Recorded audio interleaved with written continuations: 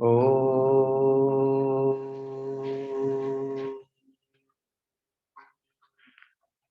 श्री परमात्मने नमः। ओ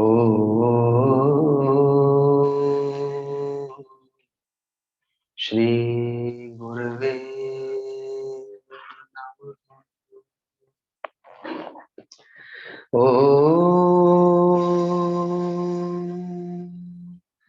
श्री गणेशाय नमः। ओ नमो भगवते वासुदेवाय। गुरुर्ब्रह्मा गुरुर्विष्णु गुरुर्देवो महेश्वर। गुरुर्साक्षात् परं ब्रह्म तस्मै श्री गुरुवे अखण्डमण्डलाकारं व्याप्तं येन चराचरं तत्पदं दर्शितं येन तस्मै श्री गुरुवे नमः। ध्यानमूलं गुरुर्मूर्ति पूजामूलं गुरुर्पदम्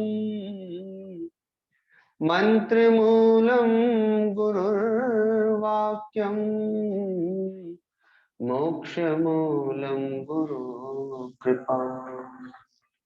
मोक्षमूलं गुरुर्कृपा।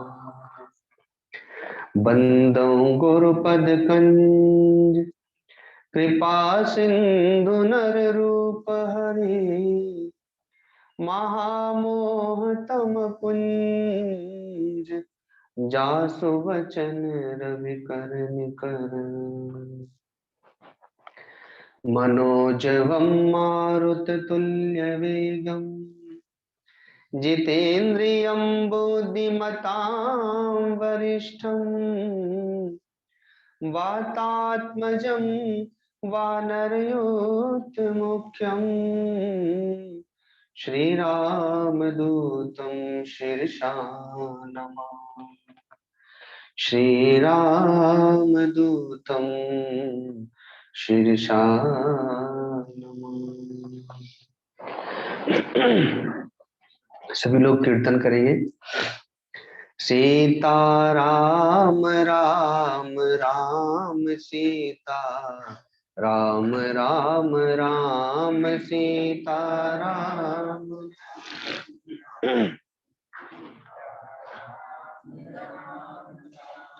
सीता राम राम राम सीता राम राम राम सीता।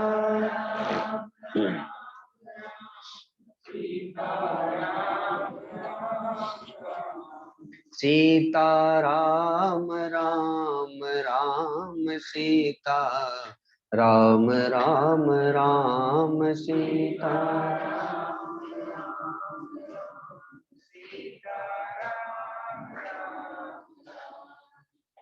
राम ही केवल प्रेम प्यारा जानी ले जो जान निहारा। राम ही केवल प्रेम प्यारा जान ले जो जान निहारा। सीता राम राम राम सीता राम राम राम सीता।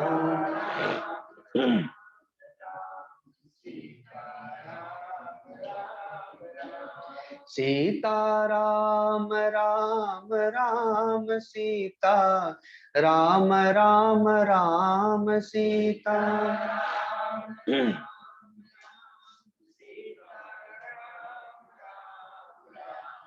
सीता राम राम राम सीता राम राम राम सीता।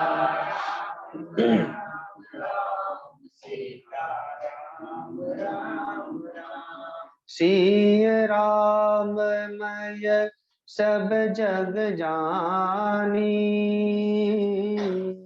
करऊं प्रणाम जोरी जुग पानी। सिय राम मय सब जग जानी, करऊं प्रणाम जोरी जुग पानी। सीता राम राम राम सीता राम राम राम सीता।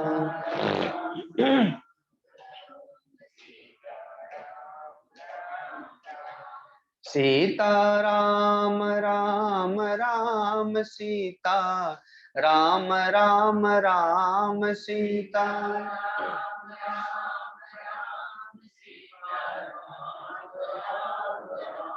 सीता राम राम राम सीता राम राम राम सीता।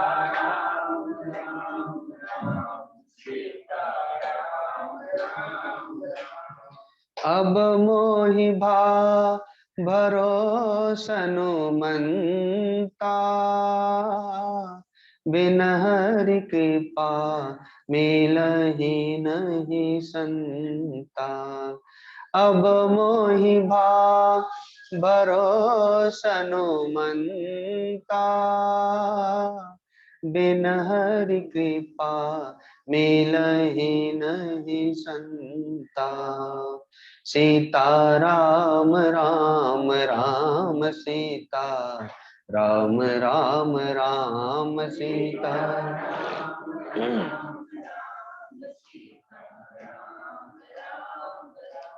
सीता राम राम राम सीता राम राम राम सीता।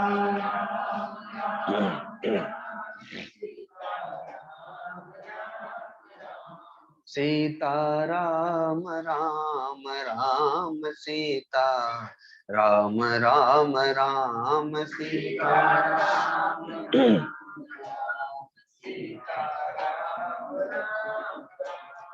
होई सोई जो राम रचि राखा, को करि तर्क बढ़ावे शाखा। होई सोई जो राम रचि राखा, को करि तर्क बढ़ावे शाखा। सीता राम राम राम सीता राम राम राम सीता।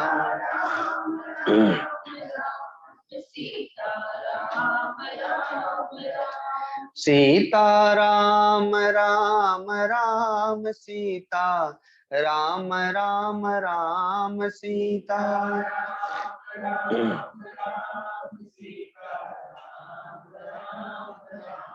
सीता राम राम राम सीता राम राम राम सीता।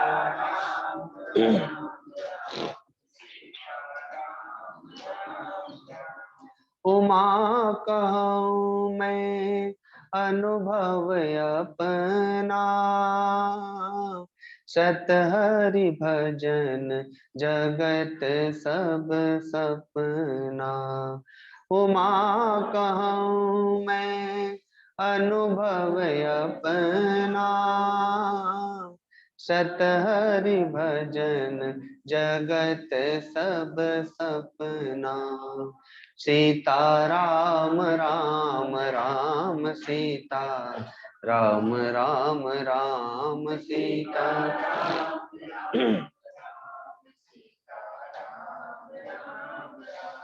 सीता राम राम राम सीता राम राम राम सीता।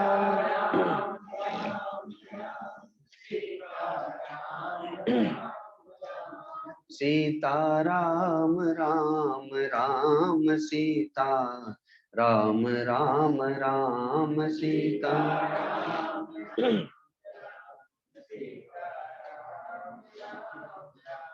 सीता राम राम राम सीता।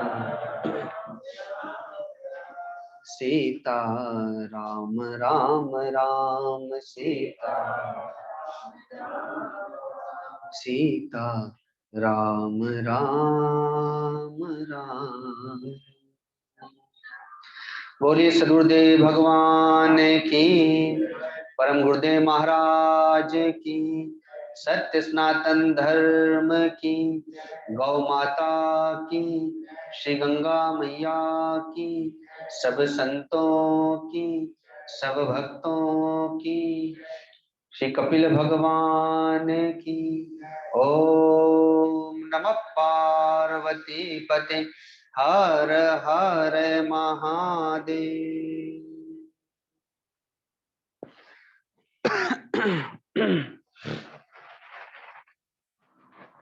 जब भी कोई भगवान के लिए जीवन जीने लगता है तो भगवान की अर्थात सनातन धर्म की जो पंच आत्माएं हैं उसके जीवन में वे जुड़ने लगती है।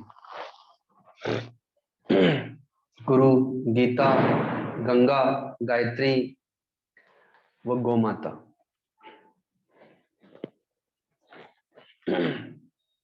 पिछले कुछ वर्षों पूर्व 3-4 वर्ष गुजरात में हम लोग का रहना हुआ था। तो वो गोरक्षा अभियान के उद्देश्य से ही हम लोग गुजरात में प्रवेश किए थे। गुरुदेव ने गुजरात, राजस्थान, पंजाब, हरियाणा और मालवा प्रदेश में जाने के लिए कहा था। तो एक टीम में हम 3-4 ब्रह्मचारी गण, साधक गण गुजरात में प्रवेश किए थे। तो देखा कि जब भगवान श्री कृष्ण अवतार तो लिए मथुरा में, भगवान की बाल लीलाएं तो हुई वृंदावन में, गोकुल में। भगवान ने गायों की सेवा कैसे करना चाहिए, क्यों करना चाहिए, ये सब स्वयं से करके दिखाया। लेकिन धर्म रक्षा के लिए, अधर्म का विनाश करने के लिए, धर्म युद्ध करने के लिए भगवान ने जब नारायणी सेना का संगठन किया तो गुजरात में प्रवेश किया और द्वारिका को अपना गढ़ बनाया। यहाँ के जो शूरवीर क्षत्रिय रहे, जो धर्मात्मा क्षत्रिय रहे, भगवान ने अपनी नारायणी सेना में उन्हीं को सम्मिलित करके एक सेना का संगठन किया। तो भगवान के द्वारा डाले गए वे संस्कार गुजरात प्रदेश में जब हम लोग आए तो यहाँ पर वो देखने को मिला कि किस प्रकार से गौ के प्रति श्रद्धा, सेवा, संतों के प्रति समर्पण, धर्म के प्रति जागरूकता वह दिखाई दी यहाँ पर। और जहां भी हम लोग जाते थे तो प्रत्येक जिस स्थान पर ठहरे हैं वहां से 50 किलोमीटर के अंतर्गत जो भी तीर्थ हमें प्राप्त होते थे तो वहां पर हम लोग दर्शन करने जाते थे। और प्रयत्न यही होता था कि गुजरात प्रदेश में जिस क्षेत्र में हम हैं तो वहां की गौशालाओं में जाएं और गौशालाओं में ही निवास करें। तो इसलिए बहुत सारी गौशालाओं में भी जाना हुआ गुजरात प्रदेश। तो उसमें सबसे कठिन परिस्थितियों में जो गौशाला है वो धांगध्रा के पास में जो रण में बचराज डाडानी गौशाला कहलाती है। वहां पर हम 2 बार गए। पहले एक बार गए, फिर बाद में जब गुरुदेव का आगमन हुआ गुजरात में तो गुरुदेव को भी हम लोग लेकर के गए। तो पहले मैं समझता था कि श्री कृष्णायन देशी गोरक्षाशाला जो हरिद्वार में है वो जंगल के भीतर, और जंगल में हर प्रकार के जानवर हैं। मैंने स्वयं पहली बार वहां पर एक विशाल अजगर देखा था। सुना था, टीवी में देखा था, लेकिन नेत्रों से कभी नहीं देखा था। तो एक दिन संध्या के समय में 5 बजे हम लोग गौशाला से कार में बैठ करके जैसे ही निकले तो गौशाला से थोड़ी ही दूरी पर, जैसे सामने जो बिल्डिंग है बस इतनी ही दूरी पर जैसे ही निकल के हम लोग आगे गए तो आगे रास्ते पर ही जंगल में कच्चा रास्ता होता ही है, एक विशाल अजगर धीरे धीरे निकल के जा रहा है। तो तब पता चला कि जंगल में अजगर भी है। हालांकि 2011 से लेकर 2022 इतना समय हो गया, लेकिन उसने आज तक कभी किसी गाय या गाय के बछड़े आदि को कोई हानि नहीं पहुंचाई। बघेरा, सिंह, हाथी और भी अन्य जानवर हैं, लेकिन आज तक कभी किसी ने कुछ किया नहीं। तो मन में आता था कि इतने घने जंगल में गंगा जी के तट पर और हिमालय की भूमि है, अभी भीषण सर्दी पड़ती है वहां पर। सर्दी में भी भीषण सर्दी, क्योंकि एक तो जंगल का भाग और दूसरा गंगा जी का तट। तो घनघोर जंगल में एकांत में, जहां पर कि कोई बाजार नहीं और इतनी विशेष ठंडी, गर्मी के दिनों में गर्मी बहुत होती क्योंकि गंगा जी की रेत बहुत तप जाती है वहां पर, तो उमस की गर्मी होती है, भीषण गर्मी। तो मुझे लगता था कि यहाँ जो गौ सेवक रहते हैं तो घर को छोड़कर, परिवार को छोड़कर एकांत में, ना यहाँ पर टीवी है, ना अखबार है, ना बाजार है, जंगल में ही जैसे साधु कोई जंगल में रह करके तपस्या करता है, वैसे ही इन लोग की जंगल में रह करके तपस्या ही है। सब घर द्वार का त्याग करके। लेकिन जब मैंने वज्राज जाडानी गौशाला को जब देखा तो मैं सोचा, अब समझ गया कि नहीं, इससे भी कठिन परिस्थिति में ये गौशाला है कि 30 किलोमीटर रण को पार करने के उपरांत वह गौशाला प्राप्त होती थी। रण मतलब रेगिस्तान।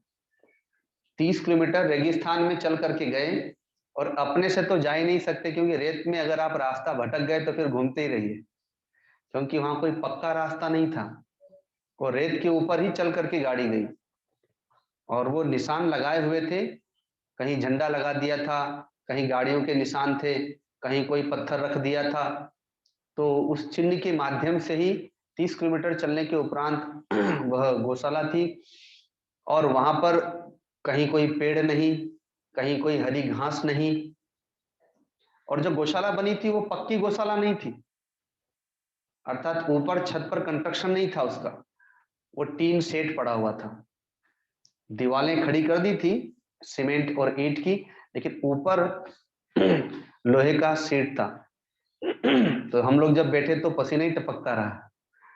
गुरुदेव को हम लोग पंखा झलते रहे, पूरा पसीने में स्नान हो गया, क्योंकि लोहे का शेड तो बहुत तपता है और वो भी गर्मी में, और वो भी रेत के बीच में। तो पानी कहाँ से आता है? तो नर्मदा का पाइपलाइन वहां लेकर के गया है सरकार, नर्मदा पाइपलाइन के माध्यम से जल वहां भेजी है, उसी जल से वो गायों का काम होता है। और जब वर्षा होती है तो वर्षा में वहां ना कोई जा सकता है, ना वहां से कोई बाहर आ सकता है, क्योंकि रेत तो दलदल बन जाता है। तो इसलिए वो पहले से ही गायों के लिए भूसा, चारा, दाना भर करके रख दिया जाता है, दवाई रख दी जाती है। जो गौ सेवक है अब वो वहीं रहेगा उतने दिनों तक। तो और उसमें भी गुरुदेव बड़े प्रसन्न हो गए उन सबकी सेवकों की सेवा देख करके कि इतनी कठिन परिस्थिति में ये लोग यहाँ रहते हैं और सेवा करते हैं। तो सबको फल, मिठाई और भेंट के रूप में गुरुदेव ने 100-100 रुपए दिए, प्रसन्न होकर के सब गौ सेवकों को बुलाकर। तो वो क्या करते हैं, जितने भी गौ सेवक है वो फल और मिठाई तो ले लिए और पैसा ले जा करके थोड़ी दूरी पे दान पात्र रखा था उसमें डाल दिया उन लोगों ने। तो देखा कि देखो क्या सुंदर भाव है इन लोगों का। तो वही उद्देश्य कृष्णायन गोरक्षाशाला का भी रहा कि गुरुदेव ने वहां के जो गौ सेवक हैं उन्हें श्रद्धा, भाव और प्रेम से सब परिपूर्ण कर दिया कि उन्हें अपना घर याद ना आए। वे जितने भी गौ सेवक हैं वे बनारस के आसपास के हैं, यदुवंशी हैं। कृष्णायन गोरक्षाशाला में जो गौ सेवक हैं वे यदुवंशी हैं, बनारस के आसपास के गांव के। तो कुछ भक्तगण जो बनारस में रहते हैं, सुदामा प्रसाद जी अध्यापक हैं, उनकी जितनी भी मंडली हैं, वो लोग अभी ये ठंडी के दिनों में भी कुछ दिन पहले ही वो लोग साल भर का जितने भी गौ सेवक है उनके घरों में गेहूं, दाल, चावल साल भर का भर देते हैं। और गर्म कपड़े, स्वेटर कंबल आदि दे देते हैं। ये वो भाग है जो उसको महीने का वेतन जिसको हम कहते हैं वो तो दिया ही जाता है, लेकिन ये अलग से इसलिए दिया जाता है कि उसे अपने घर की चिंता ना हो, वो केवल गौ को मां समझ करके श्रद्धा भाव के साथ में सेवा करता रहे। तो ऐसे गुजरात प्रदेश में जब हम लोग आए तो बहुत सारी गौशालाओं में आए, और उन्हीं दिनों में हम लोग लालन गौशाला भी आ चुके हैं पहले। लालजी भाई को ध्यान हो तो मैं अमृतानंद जी और सत्यानंद जी के साथ में काफी समय पहले जब 4 वर्ष इस स्थान पर गुजरात में आना हुआ था तो मैं इस गौशाला में पहले भी आ चुका हूँ। उसके बाद फिर और भी अन्य गुरु भाइयों को लेकर के भी हम लोग अहमदाबाद से आए थे। उस समय यहाँ पर ये प्रोडक्ट भी चलता था, गोबर गौमूत्र का कुछ प्रोडक्ट, तो उसे भी हम लोग देखने के लिए आए थे। तो ऐसे ही गुजरात प्रदेश में बहुत सारी गौशालाओं में जाना हुआ। 2013 या 14, 17 नवंबर से मैंने गोरक्षा अभियान प्रारंभ किया था। तो सर्वप्रथम हम लोग बॉम्बे गए थे। धनजी भाई पटेल बॉम्बे में मुलुंड में रहते हैं, वहां से मैंने अपना गोरक्षा अभियान बाहर निकलने का जो था वो प्रारंभ किया था। यद्यपि 2013 में ऋषिकेश से ही मैंने प्रारंभ कर दिया था भागीरथी धाम में, और माधव भाई ठक्कर जो भाभर के हैं और उनके माध्यम से ही मेरा गोरक्षा अभियान प्रारंभ हुआ था। सावन के महीने में ये लोग आते हैं यहाँ पर, महेश भाई और एलबी भाई, लीलाधर भाई यहाँ पर आए हुए हैं भाभर के। तो ठक्कर परिवार ऋषिकेश में 1 महीने के लिए सावन के महीने में ये लोग भजन करने के लिए आते हैं। उस समय गीता भवन, परमार्थ निकेतन, वानप्रस्थ आश्रम और भी अन्य स्थान सब 1 महीने के लिए लोग बुक कर चुके होते हैं। भोजन चलता है, भजन चलता है उन लोगों का, तो वहीं से मैंने अपना प्रारंभ किया था। तो जब मैं बॉम्बे गया तो खारघर से कुछ भक्तगण आए गुरुदेव का दर्शन करने, राजू भाई, मेहुल भाई और भी अन्य थे। तो गुरुदेव से उन्होंने कुछ निवेदन किया। वे लोग खारघर में जो एक्सीडेंटल गायें हैं, जो इधर उधर भटकने वाली, चूंकि बॉम्बे शहर में तो गायों को रखना कितना कठिन हो सकता है हम लोग कल्पना कर सकते हैं, क्योंकि कहा जाता है कि बॉम्बे में रोटला तो मिल जाता है लेकिन ओटला नहीं मिलता, अर्थात भोजन तो मिल जाएगा पर रहने का स्थान नहीं मिलेगा। अब आदमी के लिए, व्यक्ति के लिए ऐसी बात है तो गायों के लिए तो कहना ही क्या है। तो गुरुदेव का थोड़े दिनों का ही निवास था, गुरुदेव चले गए, पीछे से मैं और अमृतानंद जी और 1-2 ब्रह्मचारी और रुके थे। तो फिर हम लोग खारघर गए। तो उस समय उनके पास में 35 गायें थी जो एक्सीडेंटल थी कुछ, और कुछ ऐसी भटकने वाली अनाश्रित गायें, उनको उन्होंने एक स्थान पे रखा था। तो वो लोग आर्थिक रूप से भी कमजोर थे, छोटे छोटे बिल्डर थे वो लोग, और उस समय उनका वो काम भी रुका हुआ था। इस कारण से आर्थिक तंगी भी थी, रहने के लिए गायों के लिए स्थान भी नहीं था। तो वो लोग बड़े चिंतित थे। जो स्थान उन लोग के पास में जहां उन्होंने गायें रखी थी वो सरकार, सरकारी पशुशाला जिसको हम कहते हैं, जिसमें गाय, भैंस, बकरी और भी अन्य पशु पक्षी, वो सब उसमें रहने के लिए स्थान था। लेकिन उस समय और कोई भी नहीं था उसमें, केवल इन लोगों ने जो गायें रखी थी वही था, वही केवल गाय ही थी उसमें। तो हम लोग के भीतर एक विचार आया, जैसे इस वर्ष हम लोगों ने यहाँ पर योग शिविर और ये 5 दिवसीय सत्संग का आयोजन किया, तो वैसे ही हम लोगों ने उन लोगों से कहा कि आप लोग यहाँ पर 2 दिवसीय सत्संग का आयोजन कीजिए, और आप लिखिए हेडिंग बना करके कि हरिद्वार से संतों का आगमन हुआ है और इस गौशाला में 2 दिवसीय सत्संग का आयोजन है। और खारघर में जितने भी आपके गुजरात के लोग रहते हैं, उन्होंने बताया कि 200 परिवार रहते हैं, सबको आमंत्रित कीजिए। और हम लोग जहाँ पे थे धनजी भाई के यहाँ पर, उनको कहा कि आपके जितने रिश्तेदार बॉम्बे में रहते हैं, आप 2 दिनों के लिए उन्हें उस आयोजन में आने के लिए कहिए। तो हम लोग ये गौशाला में बैठ करके चर्चा कर रहे थे। तो कुर्सियां लगी हुई थी, ऐसे गोलाकार बैठे हुए थे हम लोग, गौशाला में बैठ के ऐसी चर्चा कर रहे थे, आगे के लिए योजना बना रहे थे। तो देखा मैंने, वो गाय वहां पर बांधी नहीं जाती थी। जैसे यहाँ पर आगे मेन गेट है, वैसे एक मेन गेट था और गायें पूरे खुले में रहती थी, और थोड़ा सा शेड पड़ा हुआ था, तो रात में उसके नीचे चली जाती थी। तो 3-4 गायें आई, और जो राजू भाई थे वहां पर, राजू भाई पटेल, उसके शरीर को चाटने लगती है। बैठे हम सभी लोग हैं गोलाकार, तो कोई उसके गाल को चाट रही है, कोई उसके हाथ, उनके हाथ को चाट रही है, कोई इस हाथ को चाट रही है, कोई अपने सिर से उनकी पीठ को सहला रही है। तो हम सभी लोग बैठे बैठे देख रहे थे, तो बहुत अच्छा लगा मुझे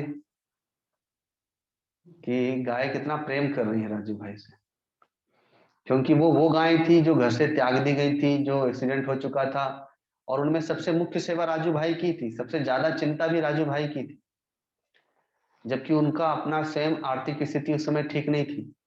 तो इसलिए अब वो, जब कुछ काम था ही नहीं बिल्डर का, तो वो ज्यादा समय फिर गौशाला में देते थे। तो वो गौशाला चलाते कैसे थे? सब्जी मंडी, सब्जी मंडी में जब सब्जी, सुबह सुबह व्यापार होता है सब्जी मंडी का, तो बाद में तो दोपहर में सब्जी मंडी बंद हो जाती है। तो जो भी पुरानी बची हुई बासी सब्जी, और सब्जी के साथ जो घास आती है, क्योंकि बांध करके लाते थे, वो लोग ऐसे ही दुकान वाले वहां छोड़ देते थे, ये लोग जा करके उसी को इकट्ठा करके लाते थे। और उसमें भी कोई अगर सस्ती सब्जी हो जो अब नहीं बिकने वाली हो, तो उसको खरीद लेते थे, और सस्ते में बहुत ज्यादा मिल जाती थी, उस सब्जी को वो लोग खिलाते थे। और दोपहर में उनकी जो घर की धर्म पत्नियां हैं, वो लोग घर का सारा काम करके, और वहां से कहीं एक जगह जाती थी, और वहां पर घास लगी होती थी, उस घास को काट के आ जाती थी। फिर ये लोग गाड़ी से जाते थे, उस घास को भर के लाए और गायों को खिला देते थे, क्योंकि खरीद के खिलाने भर इन लोगों की सामर्थ्य नहीं थी, जबकि 35 गाय थी उस समय केवल। तो ऐसी परिस्थिति में अब गाय कितनी प्रसन्न है कि उनसे इतना लाड़ प्यार कर रही है। ऐसा प्रेम तो अपनी माँ अपने बेटे से करती है। गोद में लेना, उसे चूमना, प्रेम करना, लाड़ प्यार करना। तो गौ माता कितनी प्रसन्न है, राजू भाई से देख करके हम लोग को बड़ी प्रसन्नता हुई। और उसी समय फिर ये आयोजन निर्धारित हुआ कि नहीं, अब एक आयोजन करना है। कुछ दिनों के उपरांत आयोजन हुआ, और उन्होंने जितने भी परिवार थे वहां पर उन सबको बुलाया। हम लोग भी जहाँ ठहरे हुए थे, धनजी भाई और उनके अन्य रिश्तेदार, वो सभी लोग आए, और 3-4 घंटे का आयोजन हुआ, जिसमें भजन और सत्संग, और उसके उपरांत सबका जलपान भी वहां पर रखा गया था। तो परिणाम उस आयोजन का ये हुआ कि वो जितने भी लोग आए थे, उन लोगों ने जब गायों को देखा, तो चूंकि गुजरात के वे लोग थे, और गुजरात का प्रत्येक व्यक्ति धर्म से जुड़ा हुआ होता है। कल शाम को हम लोग की जहाँ चर्चा चल रही थी कि भारतवर्ष में जितने भी संप्रदाय हैं, जितनी भी संस्थाएं हैं, गुजरात में उन सबकी दुकान चलती है। अर्थात यहाँ हर प्रकार के लोग हैं, और वो कहीं ना कहीं जुड़े हुए हैं हर संस्थाओं से। तो यहाँ पर चूंकि हर व्यक्ति कहीं ना कहीं जुड़ा ही हुआ है, तो इसलिए वो धर्म से या धर्म के अंग उपांगों से जुड़ा हुआ है। तो वो भले गुजरात से चले गए बॉम्बे में, लेकिन वहां पर जाने के उपरांत भी जब उन लोगों ने धर्म की चर्चा, गौ माता की चर्चा सुनी, तो देखा कि केवल 35 गाय हैं, तो वो 200 परिवार ने उस गौशाला को गोद ले लिया, अर्थात वो सभी लोग उससे जुड़ गए। अब जब हम अगले साल गए, तो वहां पर अब 35 से दुगनी, वहां पर 70 गायें हो चुकी थी, और वो वही सारे लोग मिल करके चला रहे थे। और राजू भाई अब निश्चिंत हो गए थे, क्योंकि जो उन्हें हमेशा चिंता रहती थी कि इनको हम क्या खिलाएं, कैसे रखें, तो वो उनकी चिंता दूर हो गई। और उन्होंने वहां पर एक विशाल सेट बना दिया, जिसमें वो गायें आराम से रह सकें। फिर दूध वाली गाय भी होने लगी। तो इस प्रकार से धीरे धीरे उसमें वृद्धि होने लगी। तो गुजरात प्रदेश, तो मैंने वहां पर कहा था कि आश्चर्य की बात है कि मराठाओं के बीच में गुजराती लोग आकर के और गायों की सेवा कर रहे हैं।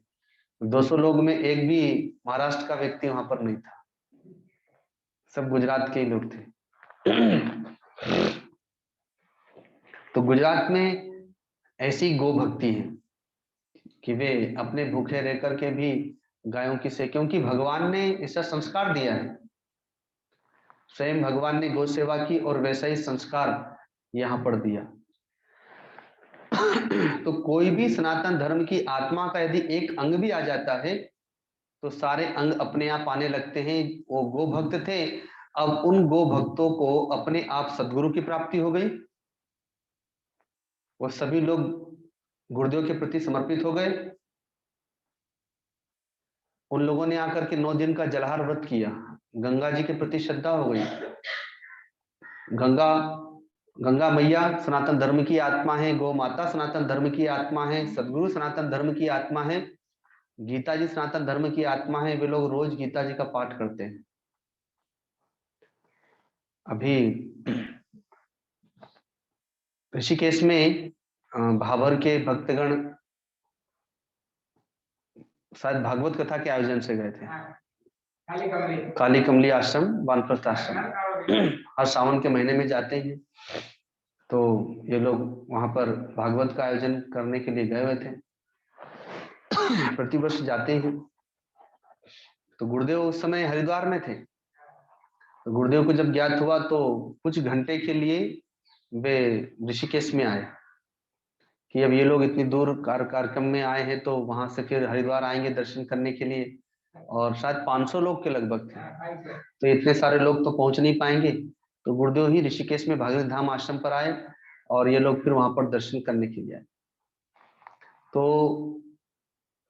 लीलाधर भाई ने बताया ये आध्यात्मिक साधक भी हैं, साधना भी करते हैं। आप गुरुदेव के गीता जी के जितने भी ग्रंथ हैं उन सबका अध्ययन और साधना।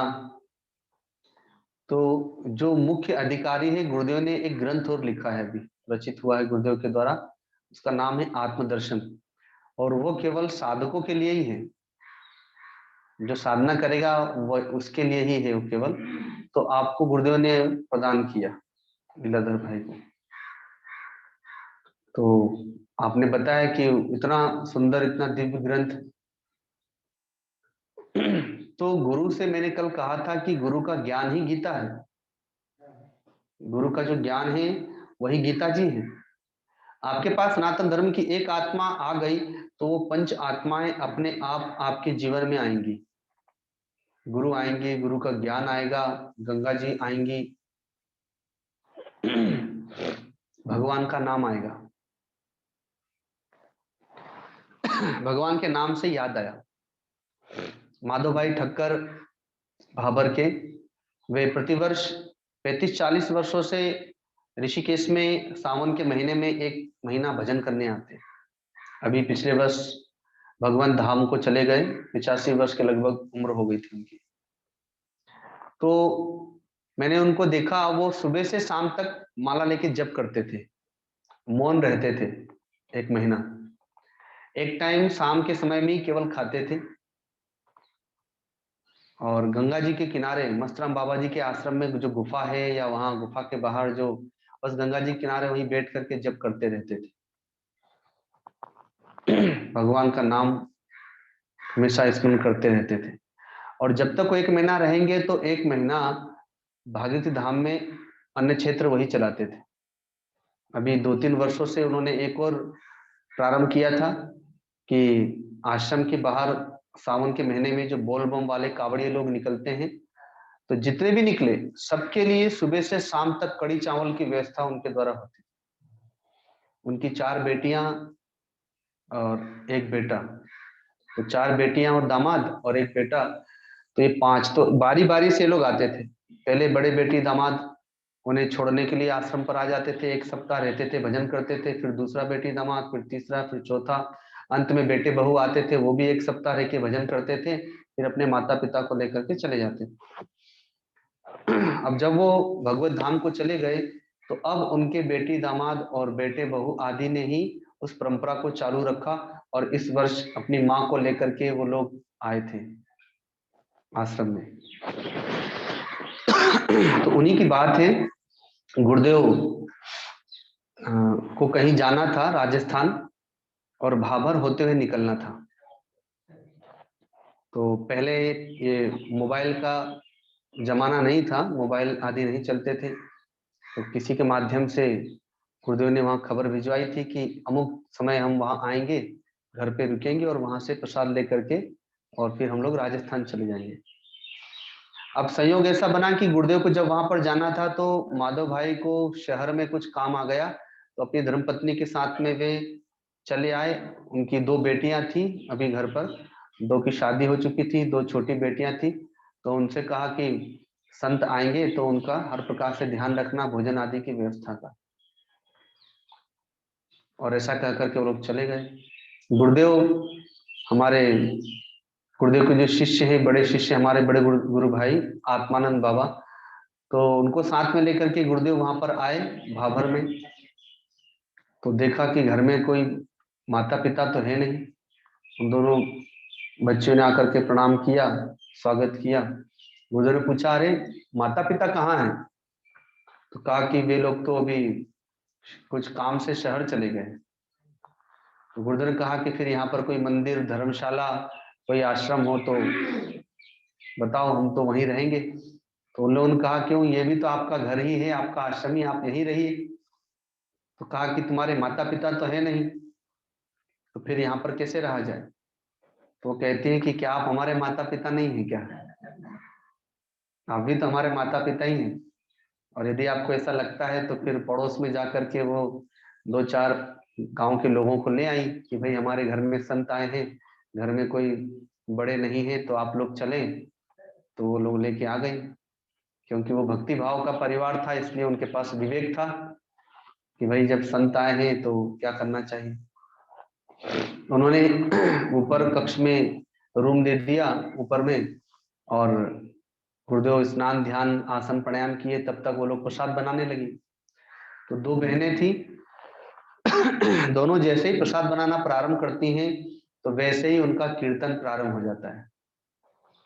हरे राम राम राम हरे हरे, हरे कृष्ण कृष्ण कृष्ण हरे हरे, हरे राम राम राम हरे हरे, हरे कृष्ण कृष्ण। वो घंटा दो घंटा जब तक प्रसाद बनाती वो कीर्तन करती रहती, बीच में कुछ भी नहीं बोलती, दोनों मिलकर के। अब जैसे ही प्रसाद तैयार हो गया तो एक उसमें से आती है, कीर्तन करते करते ऊपर सीढ़ियां चढ़ करके गुरुदेव के पास पहुंचती है, प्रणाम करती है और फिर निवेदन करती है कि गुरुदेव प्रसाद तैयार है, अगर आपकी आज्ञा हो तो ले आए। तो गुरुदेव ने कहा ठीक है, ले आओ। तो फिर वापस कीर्तन करते ही नीचे जाती है, फिर थाली में लगाती है और दोनों संतों के लिए प्रसाद लेके आती है। और जब तक गुरुदेव प्रसाद पाते रहते तब तक भी वो लोग कीर्तन करती रहती, केवल बीच में बोलने के लिए कि थोड़ा सा और ले लीजिए, थोड़ा सा और ले लीजिए, बस इतना ही बोलती हैं और बाकी कीर्तन ही करती रहती। जब गुरुदेव का प्रसाद पूरा हो गया तब जाकर के उनका कीर्तन पूरा होता है। तो गुरुदेव को बड़ी प्रसन्नता हुई कि भगवान के नाम का स्मरण 2-2.5 घंटे तो ऐसे ही हो गया। और आजकल तो मोबाइल चल गया, टीवी चल गया है, इसलिए जितनी देर तक भोजन बनता है उतनी देर तक मोबाइल टीवी का भी काम हो जाता है। हमारा ये सीरियल न छूट जाए, हमारा वो सीरियल न छूट जाए। और नहीं तो वो अपने मायके में फोन पर बात करती रहेंगी, आज क्या बन रहा है, आज ये बन रहा है, आज इसका वो हो गया। तो दो काम एक साथ हो जाता है, भोजन भी बन जाता है और पूरा मायके वालों से बात भी हो जाती है तब तक। तो उसका परिणाम यह हुआ कि वो जो दोनों बेटियां, उनका भी विवाह हो गया। तो जो उसमें जो सबसे छोटी बेटी है वो अहमदाबाद में, जहां पर लीलाधर भाई की प्रथम भेंट गुरुदेव से हुई थी, पूर्वी टावर, रमेश भाई ठक्कर के यहाँ पर।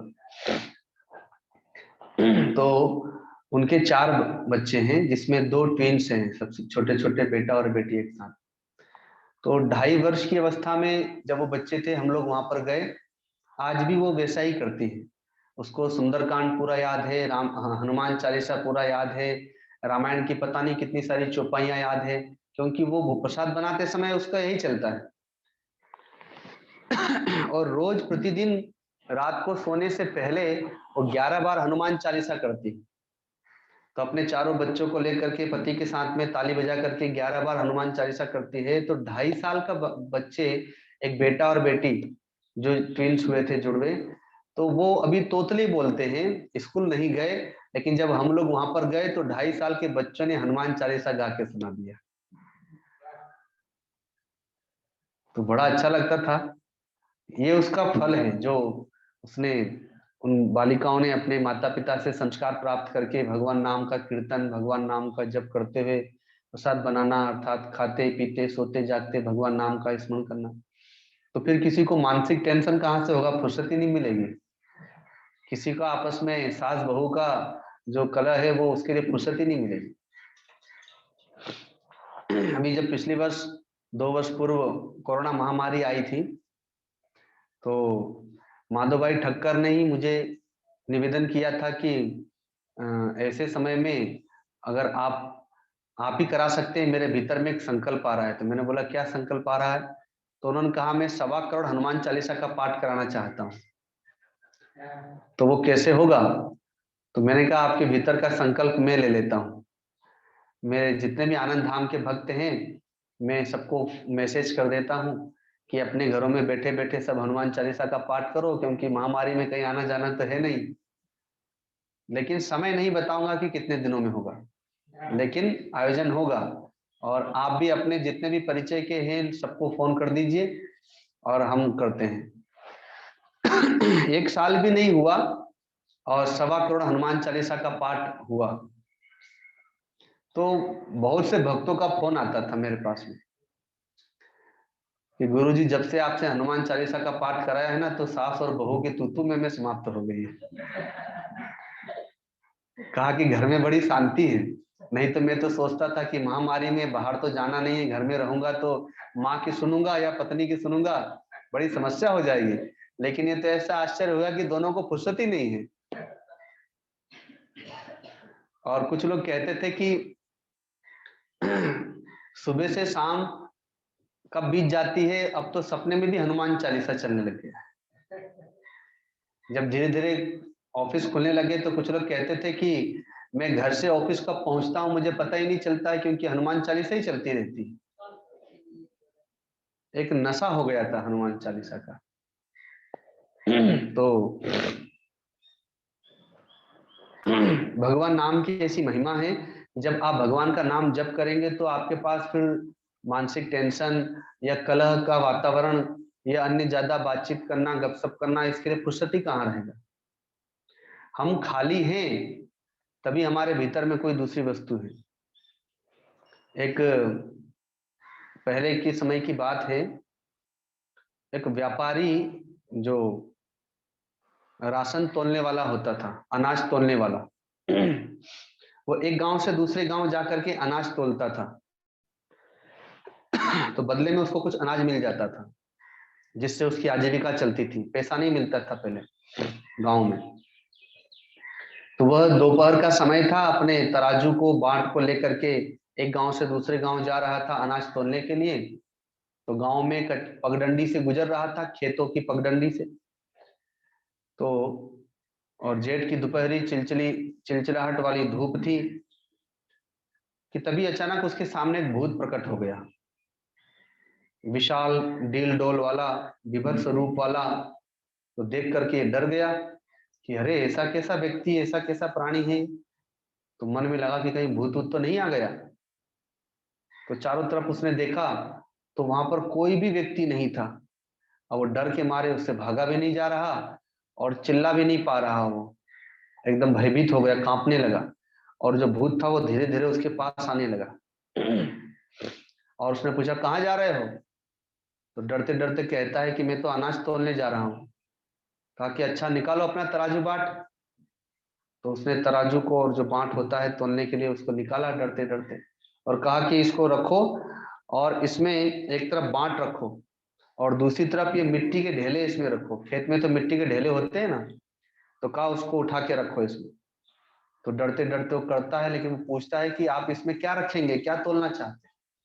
तो भूत ने कहा कि मैं अपने पाप तोलना चाहता हूँ, देखना चाहता हूँ मेरा पाप अभी कितना बचा है। तो तुम इसमें रखो, मैं छू दूंगा, स्पर्श करके संकल्प कर दूंगा तो मेरा पाप इसमें प्रवेश कर जाएगा, पता तो चलेगा।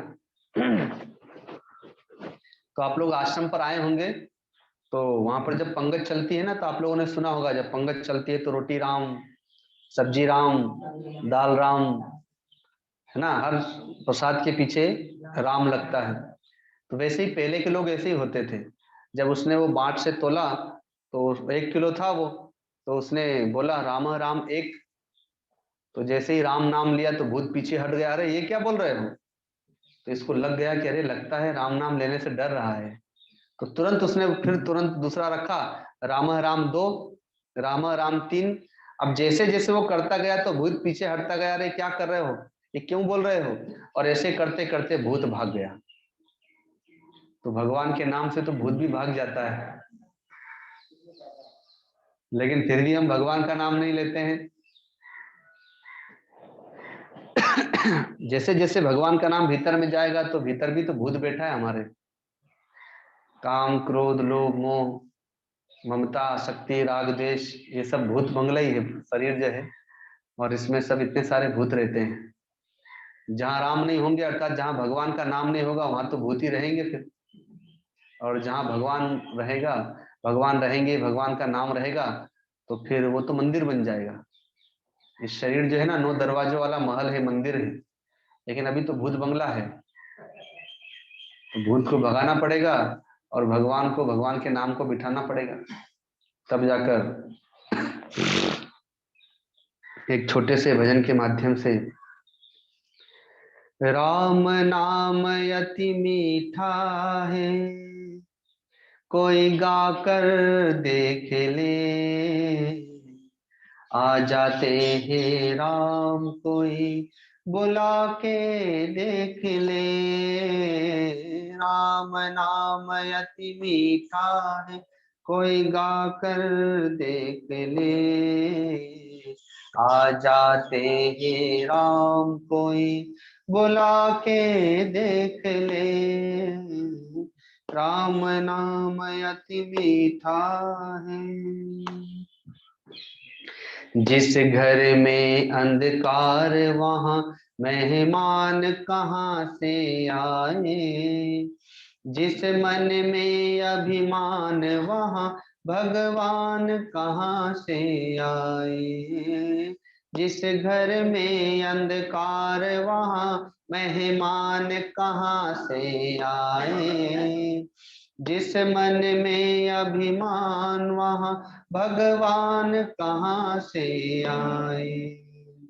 अपने मन मंदिर में ज्योत जगा के देख ले। अपने मन मंदिर में ज्योत जगा के देख ले। आ जाते हैं राम कोई बुला के देख ले। राम नाम अति मीठा है, कोई गा कर देख ले। आ जाते हैं नाम कोई बुला के देख ले। राम नाम अति मीठा है।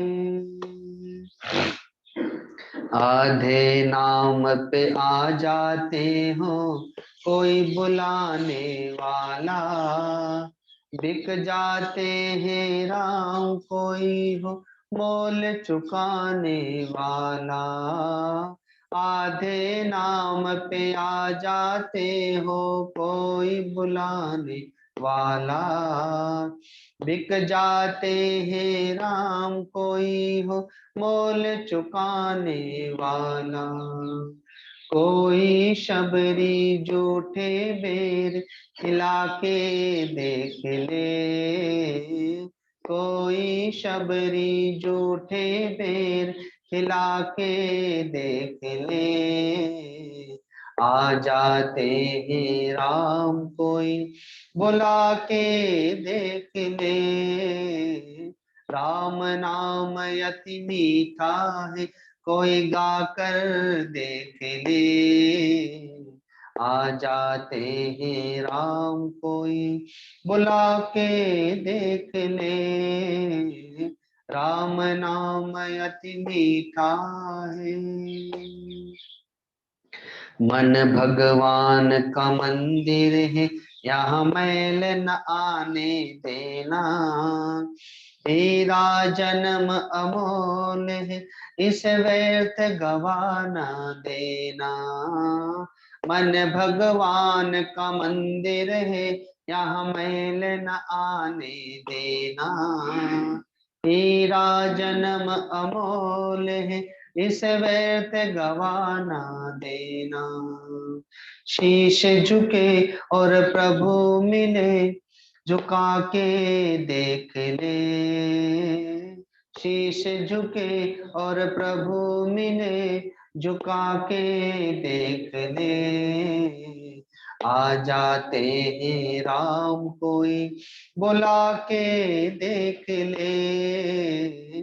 राम नाम अति मीठा है, कोई गा कर देख ले।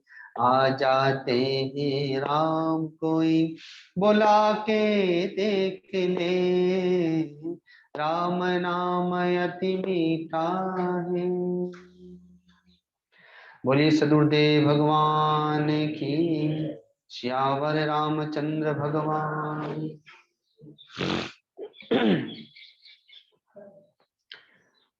उपनिषदों में साधकों ने, भक्तों ने, शिष्यों ने भगवान से प्रार्थना की है। माया की बड़ी प्रबलता है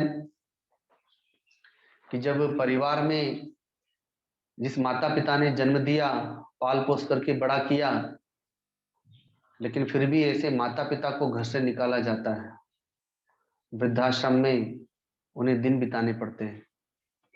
जब ऐसा हो सकता है तो फिर किसी दिन भगवान से और सदगुरु से भी विमुख हो सकते हैं, क्योंकि माया बड़ी प्रबल है। जिन दो भाइयों ने एक कोख से जन्म लिया, आपस में एक थाली में खाए, एक बिस्तर पर सोए, खेल कूद करके बड़े हुए, लेकिन बड़े होकर के वही संपत्ति के लिए लड़ते हैं, झगड़ते हैं। तो जब भाइयों में विरोध हो सकता है, अन्य नाते रिश्तों में विरोध हो सकता है, जो अग्नि के साथ फेरे दे करके जीवन साथी बनते हैं पूरा जीवन जीने के लिए, और आज उसमें भी तलाक की संभावनाएं आ जाती हैं। गांव में, शहरों में देखा जाता है पति पत्नी में तलाक होते हुए। तो माया की इसी प्रबलता को देखते हुए शिष्य ने भगवान से प्रार्थना की, ओम सहना भवतु सहनो भुनक्तु, सह वीर्यम करवावहै, तेजस्विनावधीतमस्तु मा विद्विषावहै। भगवान से प्रार्थना करते हैं कि मैं और मेरे सदगुरु हमेशा साथ साथ रहें। भले शरीर से साथ न रहें, पर मन से साथ रहें, हम उनकी आज्ञा में रहें, तो आज्ञा ही उनका घेरा है, आज्ञा ही सदगुरु का शरीर है। जहां सदगुरु रख दें वहीं हम रहें, उनकी आज्ञा में रहें। क्योंकि माया बड़ी प्रबल है, जब ऐसे नाते रिश्तों में विच्छेद प्रकट कर सकती है, तो भक्त और भगवान में, गुरु और शिष्य में विच्छेद उत्पन्न कर सकती है। भगवान श्री कृष्ण के परम प्रिय भक्त हैं अक्रूर जी, जिन्होंने भगवान का दर्शन भी किया है। जब वे वृंदावन से भगवान को लेके मथुरा आ रहे थे, तो जमुना जी में जब स्नान करने जाते हैं तो भगवान के चतुर्भुज रूप का दर्शन होता है। तो भगवान के दर्शन भी हैं, भगवान की सेवा भी करते हैं। लेकिन आप लोगों ने सुना होगा, श्यामंतक मणि की चोरी जब हुई थी तो उसमें अक्रूर जी का भी हाथ था, भगवान पर कलंक लगाने में। और जब वो मणि मिल गई, भगवान निष्कलंकी सिद्ध हो गए, तो अक्रूर जी भयभीत होकर के द्वारिका छोड़ के चले गए थे कि कहीं मुझे दंड न मिल जाए। पर भगवान ऐसे शरणागत वत्सल है कि एक बार जिसे स्वीकार कर लिया, तो वो चाहे कैसा भी अपराध करे, भगवान छोड़ते नहीं। भगवान ने अपने गुप्तचरों को भेज करके अक्रूर जी का पता लगवाया और उन्हें वापस अपने द्वारिका लेकर के आया और बसाया और सांत्वना दी, समझाया। तो ये माया की बड़ी प्रबलता है कि जो भक्त को भगवान से दूर कर देती है। इसलिए भक्त साधक कहते हैं कि मैं और मेरे सदगुरु हमेशा साथ साथ रहे। सहनो भुनक्तु, वे जो आध्यात्मिक आनंद का ध्यान समाधि का उपभोग करते हैं वह हमें भी प्राप्त हो। क्योंकि गुरु मिलना और गुरु का ज्ञान मिलना,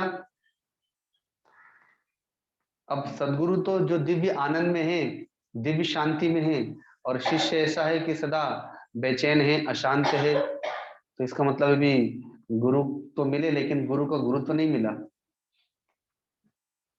भीतर में जो गुरुदेव गुरु का जो ज्ञान है, जो आनंद है, जो शांति है, तो अभी वो प्राप्त नहीं हुई। इसलिए वो प्रार्थना करते हैं कि साथ में रहें और उनकी जो दिव्य ज्ञान ध्यान विज्ञान है उसका उपभोग हम भी करें, वो हमें भी प्राप्त हो। वे जैसे तेजस्वी हैं, ओजस्वी हैं, संयमी हैं, वह हमें भी प्राप्त हो, उनकी वो तेजस्विता, उनकी वो दिव्यता हमें भी प्राप्त हो। और माँ विद्विषाव है, उनके भीतर में तो कभी किसी के प्रति दुर्भावना नहीं आती, द्वेष की भावना नहीं आती। वे तो सबके कल्याण की भावना से ही परिपूर्ण है। डकैत भी उनकी शरण में जाता है, चोर भी उनकी शरण में जाता है। वे तो पीपल के बरगद के वृक्ष के समान है कि जिस प्रकार से बरगद के वृक्ष पर कौवा भी आके बैठता है, कबूतर भी आके बैठता है, गिद्ध भी आके बैठता है, उस वहीं पर सर्प भी बिल में जाकर के प्रवेश कर जाता है उस वृक्ष के। उसी के नीचे चोर भी आकर के बैठता है, डकैत भी आके बैठता है, विषयी भी आकर के बैठते हैं, और उसी वृक्ष के नीचे साधु संत भी आके बैठते हैं, भजन करते हैं। तो वृक्ष तो सबको आश्रय देता है। वैसे ही जो संत हैं, जो सदगुरु हैं, वो सबको आश्रय देते हैं। भले उनको कोई पत्थर मारता है फिर भी, जैसे वृक्ष को कोई पत्थर मारे, पेड़ को कोई पत्थर मारे, तो भी वो पत्थर मारने वाले को, कुल्हाड़ी चलाने वाले को भी लकड़ी देता है, श्वास देता है, फल देता है, पत्ते देता है, लकड़ी देता है। वैसे ही सदगुरु तो, संत तो मारने वाले को भी उनका कल्याण ही करते हैं। तो कहते हैं कि उनके मन में तो कभी दुर्भावना नहीं होगी, लेकिन मेरे मन में माया की प्रबलता से दुर्भावना हो सकती है, तो इसलिए माँ विद्विषाव है, मेरे मन में कभी दुर्भावना न हो। ये प्रार्थना वेदों की प्रार्थना है, उपनिषदों की प्रार्थना है, जो सद शिष्यों ने भगवान से की है। इस प्रार्थना को हम अपने गृहस्थ आश्रम के जीवन का आधार बना सकते हैं कि हम अपने परिवार के समस्त सदस्यों के साथ साथ रहें। ओम सहना भवतु। मैं अपने माता पिता के, भाई बांधवों के, सारे कुल कुटुंब के साथ रहूं, हमारा आपस में विच्छेद ना हो। हम निरोगी होकर के साथ साथ रहें, हम स्वस्थ होकर के साथ साथ रहें, हम बिना कलह के साथ साथ रहें, हम प्रेम के साथ में साथ साथ रहें। सहनो भुनक्तु, भगवान ने जो भी हमें रोटी वस्त्र और मकान दिया है, हम सब आपस में मिलजुल करके साथ साथ उसका उपभोग करें। ऐसा ना हो कि मैं सोचूं कि बस मेरा ही पेट भर जाए, या वो ये ना सोचे कि हमारा ही पेट भरे, बल्कि सब आपस में मिलजुल करके उसका उपभोग करें जो भी भगवान ने हमें दिया है। हम सभी ओजस्वी बने, तेजस्वी बने, संयमी बने, भगवान के भक्त बने, साधक बने, सेवक बने। माँ विद्विषाव है, हमारा आपस में कभी विद्वेष न हो, एक दूसरे के प्रति हम दुर्भावना वाले न हो।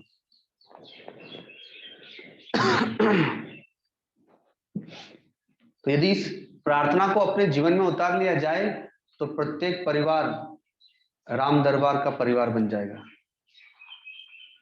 गृहस्थ आश्रम बन जाएगा। क्योंकि राम दरबार में जो पात्र हैं, तो वहां तक पहुंचने के लिए त्याग और प्रेम की आवश्यकता होती है। आप देखेंगे वहां पर सारे भाइयों का, उनकी धर्मपत्नियों का जो त्याग है और आपस में जो प्रेम है, प्रेम ऐसा है कि राज्य छोटा पड़ गया। प्रभु श्री राम को राज्य मिलता है तो वो पछताते हैं कि बड़े भाई को राज्य और छोटे भाई को सेवकाई, ये किसी नीति है। भरत जी को राज्य मिलता है, जब पता चलता है कि राज्य तुम्हें प्राप्त हो रहा है, तो वो राज्य का त्याग कर देते हैं कि नहीं, मुझे तो अपना भाई चाहिए, मुझे राज्य नहीं चाहिए। तो हमारे यहाँ तो ऐसा आदर्श है कि वहां पर संपत्ति और राज्य, अयोध्या का इतना विशाल साम्राज्य, लेकिन वो भ्रातृ प्रेम के आगे छोटा पड़ गया और भरत जी उसे त्याग करके प्रभु श्री राम को मनाने वन में चले गए। और वहां पर दोनों झगड़ते हैं। बड़ा भाई कहता है कि नहीं, राज्य तुम्हें दिया है पिता ने, तो तुम्हें कम से कम 14 साल तो पालन करना ही होगा। छोटे भाई कहते हैं कि नहीं, राज्य तो आपका ही है और आपको ही स्वीकार करना होगा, क्योंकि हमारे यहाँ नीति है कि रघुकुल रीति, जो बड़ा भाई होगा उसी का राज्य होगा, हम तो आपके सेवक हैं। सारे लोग देखते हैं, आश्चर्य करते हैं कि बताओ, संपत्ति के लिए लोग झगड़ते हैं और यहाँ पर एक भाई दूसरे को दे रहा है, दूसरा भाई पहले को दे रहा है, आपस में झगड़ रहे हैं कि नहीं ये तुम्हारा, ये तुम्हारा है, तुम लो तुम। तो वहां पर प्रेम का महत्व है और त्याग का महत्व है। जहां प्रेम और त्याग होता है वहीं पर राम दरबार बनता है। लेकिन आज स्वार्थ है, प्रेम नहीं है। आज स्वार्थ है, त्याग नहीं है, आज ग्रहण है कि हमें ये भी मिल जाए, हमें वह भी मिल जाए। संपत्ति के लिए बंटवारे में झगड़ा होता है। तो रावण के राज्य में भी झगड़ा नहीं हुआ था बंटवारे के लिए, और कौरव 100 भाई थे, लेकिन वहां भी बंटवारे के लिए झगड़ा नहीं हुआ था। तो हम तो लगता है उससे भी नीचे चले गए।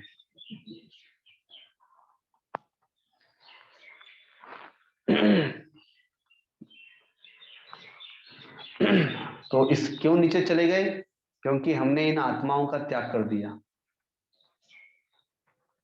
जो पंच आत्माएं हैं, इन आत्माओं का त्याग कर दिया। जहां गुरु होंगे वहां पर बंटवारा नहीं होगा। प्रेम को कोई बांटा जा सकता है क्या? जहां गीता जी का ज्ञान होगा वहां बंटवारा थोड़े होगा। अर्थात परिवार में बिखराव नहीं होगा, परिवार में संबंधों में विच्छेद नहीं होगा, प्रेम बिखरेगा नहीं। गुरु, गीता, गंगा, गायत्री और गौ माता, उसके जीवन में इन पंच आत्माओं का समावेश हो जाएगा तो वो तो इनके लिए जीवन जीने लगेगा। और जब इनके लिए जीवन जीने लगेगा तो उसका जीवन दिव्य हो जाएगा। हम लोग सुंदरकांड का पाठ करते हैं ना। ब्रह्मर्षि वाल्मीकि मुनि ने, गोस्वामी तुलसीदास जी ने तथा अन्य जितने भी संत हुए जिन्होंने रामायण की रचनाएं की हैं, तो आप देखिए भगवान श्री राम के बाल्य जीवन को जिसमें चित्रित किया है, उस अध्याय का नाम बालकांड रखा। अयोध्या में जो घटनाएं घटित हुई उसका नाम अयोध्या कांड रखा। भगवान वन में गए तो वन को संस्कृत में अरण्य भी कहते हैं, इसलिए अरण्य कांड नाम रखा। किष्किंधा में गए तो किष्किंधा कांड नाम रखा।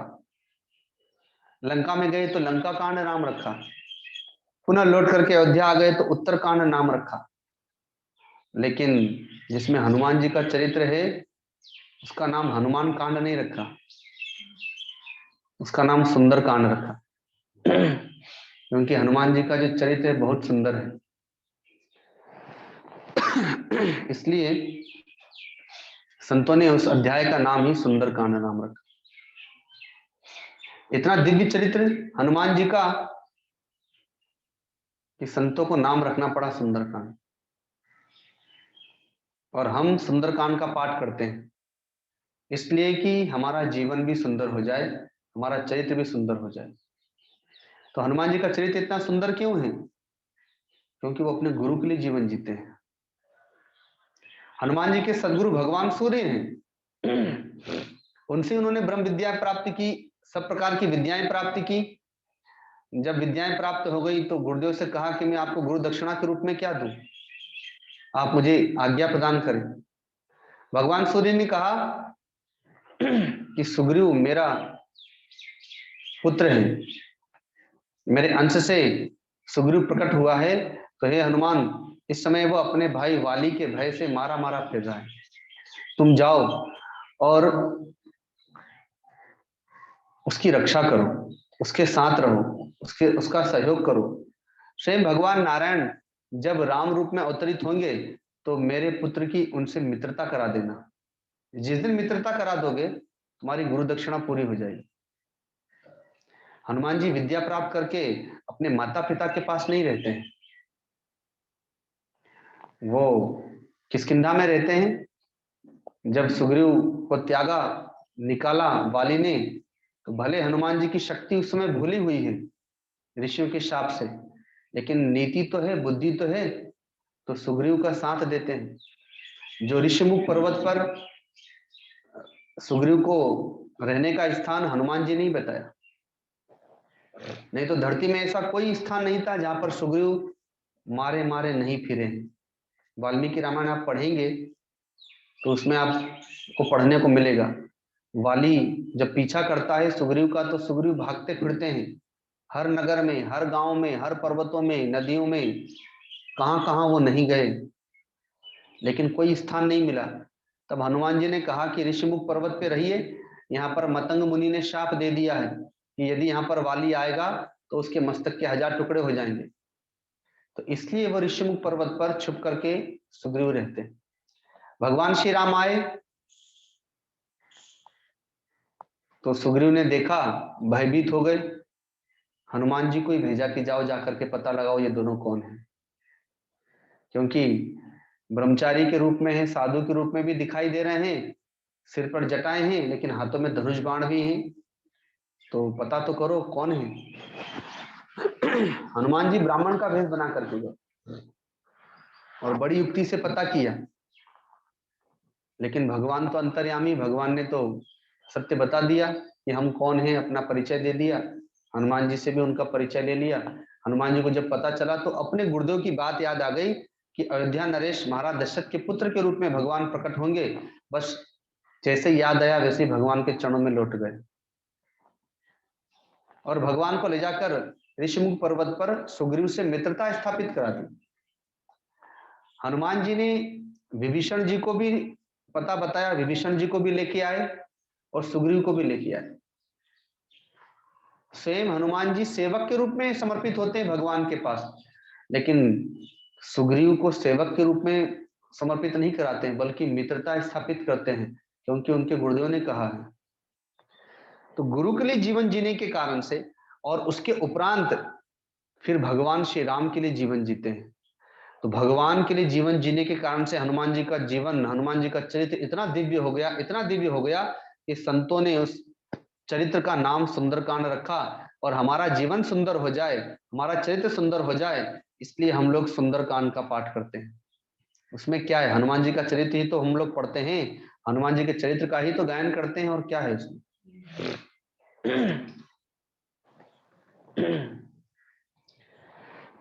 तो एक आत्मा को भी यदि हमने स्वीकार कर लिया तो संपूर्ण आत्माओं का हमारे जीवन में समावेश हो जाएगा और हमारा चरित्र भी दिव्य बन जाएगा।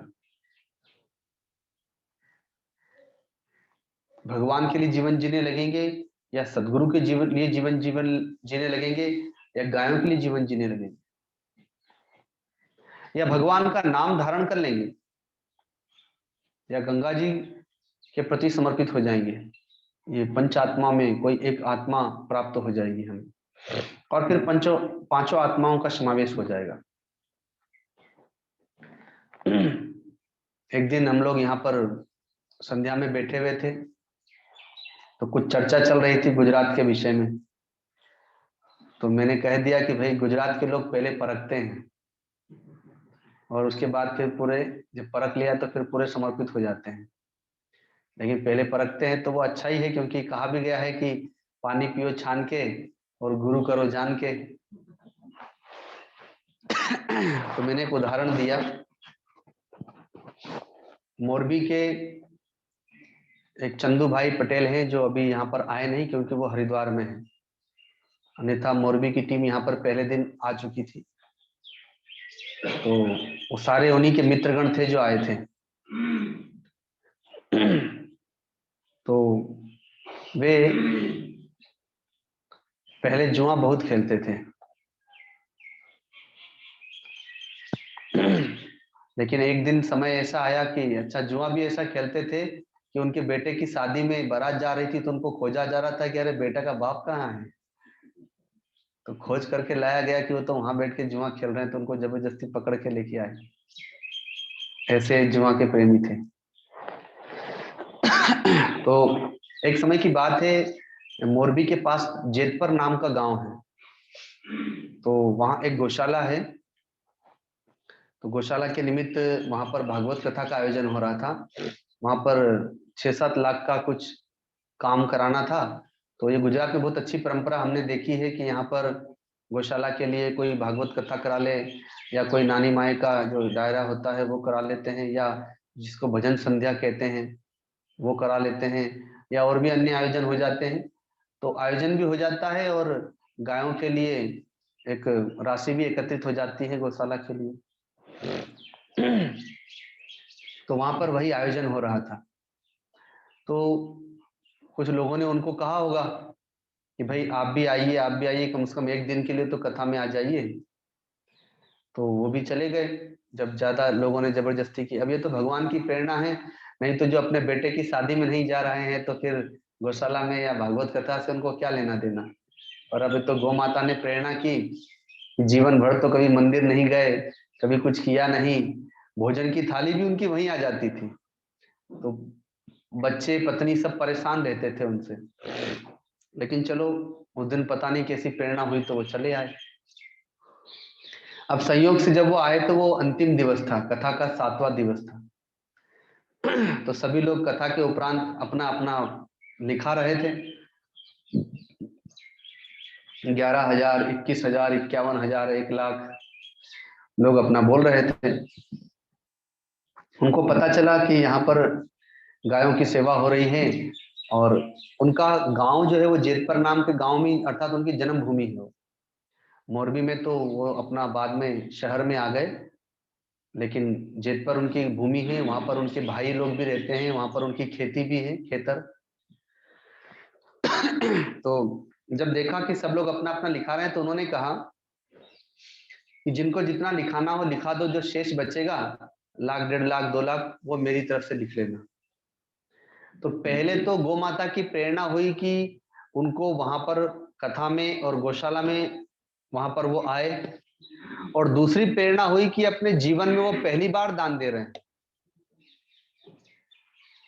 दूसरी बार प्रेरणा हुई कि अपने जीवन में उन्होंने पहली बार दान दिया, और दान में भी बिल्कुल खुले हाथ से दान दिया कि भाई जितना इकट्ठा करना है 7 लाख, तो जितना हो जाता है ठीक है, बाकी का जो शेष बचेगा मेरी ओर से लिख लेना। वो उनके जीवन का पहला दान था। अब वहां जो लोग बैठे थे सब बड़े खुश हो गए।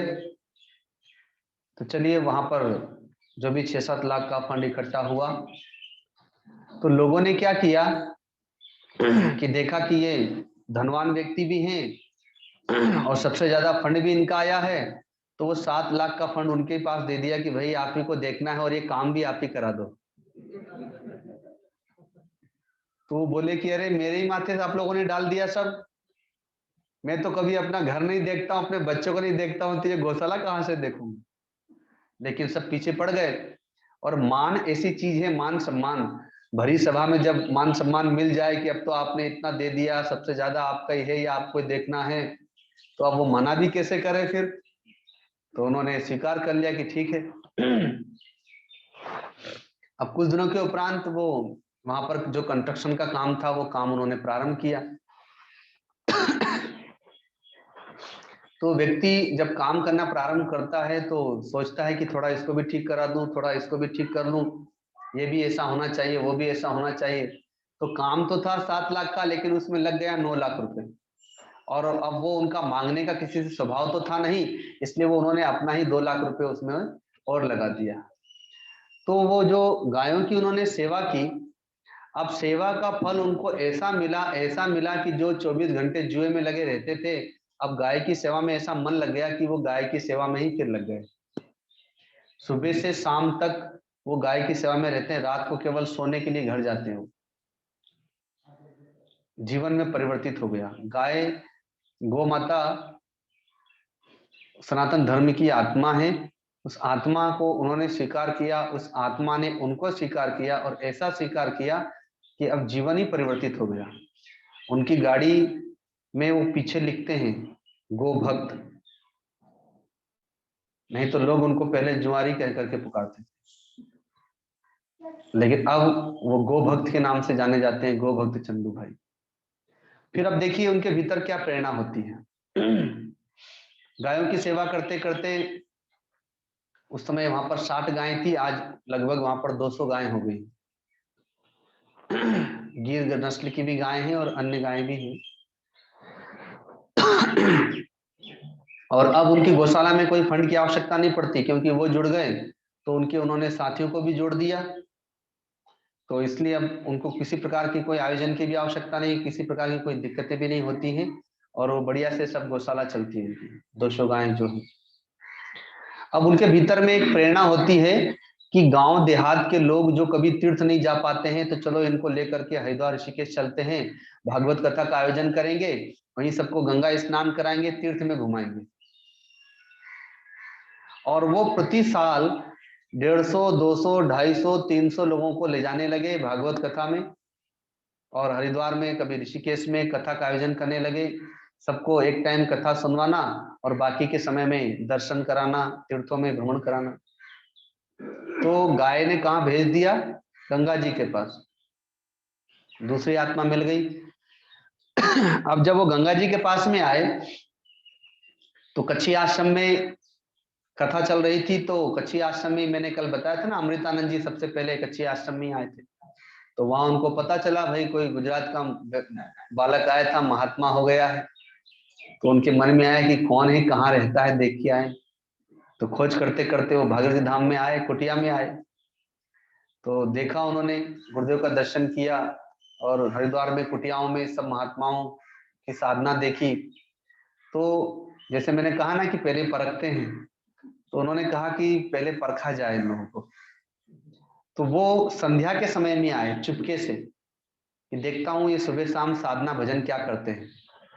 तो 3-4 दिन तक वो संध्या के समय में कभी सुबह कभी शाम, तो उनको कोई भी नहीं मिलता था, सब अपनी अपनी कुटिया में बैठ करके भजन कर रहे थे, साधना कर रहे थे। एक दिन उन्होंने भोजन के समय में देखा कि ये लोग खाते पीते क्या है। तो देखा कोई दलिया खाता है, कोई खिचड़ी खाता है, कोई फलाहार कर रहा है, कोई केवल दूध पी के रह रहा है। तब उनको फिर विश्वास हो गया, और फिर वो गुरु के पास समर्पित हो गए। और उन्होंने ये जो नवरात्र का व्रत होता है ना, जलहार व्रत, वो 2-3 जलहार व्रत भी कर लिया, 9 दिन गंगा जल पे रह करके। तो गौ माता उनके जीवन में आई, उन्होंने गंगा जी के पास भेजा, गंगा जी ने गुरु के पास भेज दिया, और गुरु ने उनको ज्ञान दिया गीता जी का। तो आज उनके पास गीता जी भी है। अर्थात ये 5 आत्माएं आ गई, गुरु मंत्र ले लिया तो गुरु का नाम भी आ गया, तो 5 आत्माएं उनके पास में आ गई। और मोरबी के केवल वही व्यक्ति सर्वप्रथम हमसे जुड़े थे। आज गुजरात प्रदेश में सबसे ज्यादा संख्या मोरबी के पास में ही है। और एक दिन मैंने कहा भी था कि 4 वर्ष हम भले ही पूरे गुजरात में रहे, गुरुदेव का भी सबके पास आना जाना था, लेकिन महामृत्युंजय मंत्र का जो महायज्ञ हुआ था, उसका सौभाग्य तो मोरबी को ही प्राप्त हुआ। 151 कुंडी महारुद्र यज्ञ का जो आयोजन हुआ था, वो मोरबी में ही हुआ था। और उन सब लोगों ने मिलकर वहां की व्यवस्थाएं देखी थी, हम लोगों को कुछ करना नहीं पड़ता था। मर्सिडीज से और ये कौन कौन सी गाड़ियां हैं, वो गाड़ियों से उतर करके वो आती थी और वहां पर गोबर से लिपती थी यज्ञशाला को माताएं। और कभी वहां पर भोजन नहीं करती थी वो अपने घर जाके भोजन करती थी कि नहीं, हम सेवा करने के लिए आए। और कोई ऑफिस का काम देख रहा है, कोई यज्ञशाला का काम देख रहा है, कोई कुछ काम देख रहा है। गांव से अलग अलग ड्यूटी होती थी। आज इस गांव से 50 लड़के आएंगे भोजन चलाने के लिए, दूसरे दिन दूसरे गांव के आएंगे। वो पहले से सब लिख करके उन लोगों ने किया, हम लोगों का कोई इतना परिचय नहीं था। लेकिन मोरबी के सब भक्तों ने और गुजरात के अन्य प्रदेश के अन्य स्थान के भी सब लोग पहुंच गए थे, सबने मिलकर के सहयोग किया। लेकिन सौभाग्य तो उसी क्षेत्र को मिला। 1 महीना वो यज्ञ चला था, और 1-1.5 महीना पहले से हम लोग वहां पर रह रहे थे।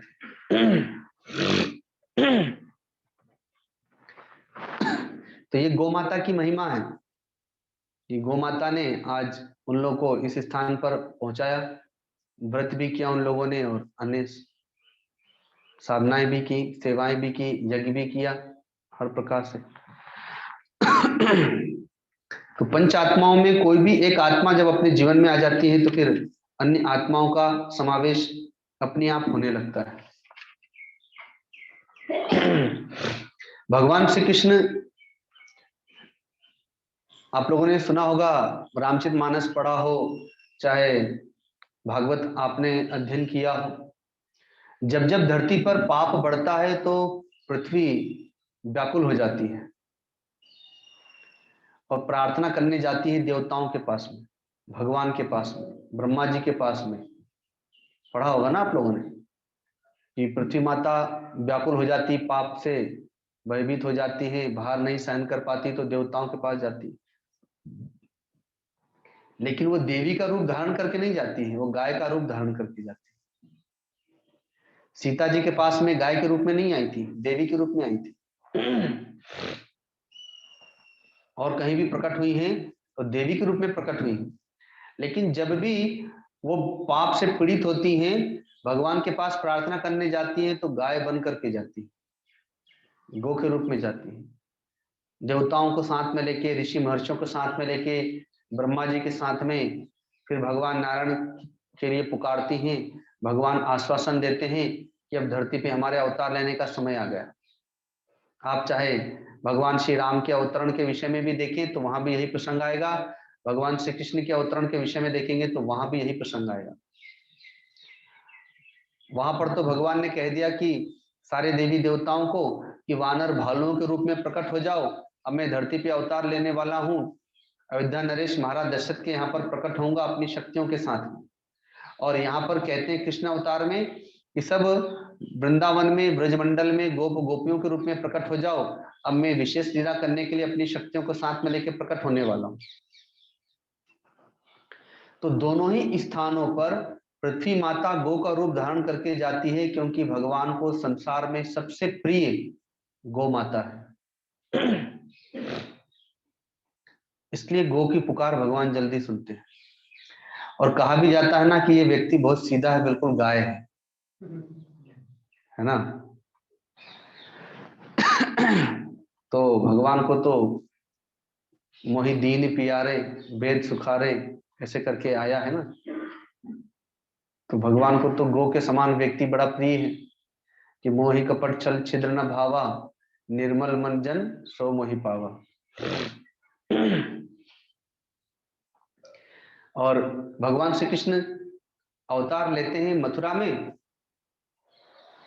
लेकिन चले जाते हैं गो भक्त नंद बाबा और यशोदा मैया के पास। 12 वर्ष तक अपनी बाल लीलाएं वहीं पर करते हैं। तो भगवान ने गो भक्तों को कितना दिव्य प्रसाद प्रदान किया कि अवतार लिया भगवान ने वसुदेव और देवकी के यहाँ पर कारागार में, लेकिन बाल लीला का सुख प्रदान किया गो भक्त नंद बाबा और यशोदा मैया के यहाँ। उन्होंने कोई अलग से जब तक योग साधना नहीं की है, गायों की सेवा की है। तो गायों की सेवा का फल यह हुआ कि स्वयं भगवान ही बेटा बनकर के आ गया।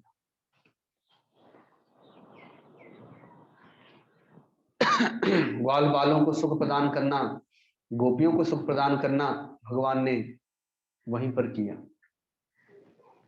तो भगवान के तो नाम भी गाय के आधार पर ही है। गाय चराने गए तो गोपाल कहलाए, गोवर्धन पर्वत उठा लिया तो गिरधारी कहलाए, और गायों ने अपना इंद्र पद प्रदान कर दिया इसलिए गोविंद कहलाए।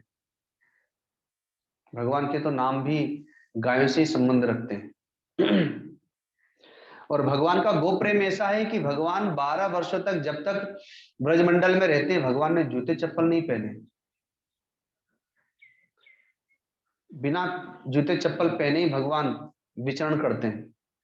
इसीलिए तो ब्रज की भूमि को वहां की मिट्टी न कह करके रज कहा जाता है, क्योंकि जैसे गुरु के चरण में जो मिट्टी होती है उसको चरण रज कहते हैं। तो भगवान के चरणों से स्पर्श हो गया उस मिट्टी का, इसलिए वो मिट्टी न कहला करके रज कहलाती। भगवान ने अपने चरणों से परम पावन कर दिया उस ब्रजमंडल को। ऐसा भगवान का गो प्रेम है। और गायों की रक्षा के लिए ही, गायों के पालन के लिए तो भगवान ने कितने सारे असुरों का मर्दन किया है वहां पर। स्वयं गायों की रक्षा के लिए और गोपों की रक्षा के लिए भगवान ने गोवर्धन पर्वत को उठा लिया। काली नाग का मर्दन किया। जो गायों के सेवक हैं, जो गोपालक हैं, भगवान को वो बहुत प्रिय है।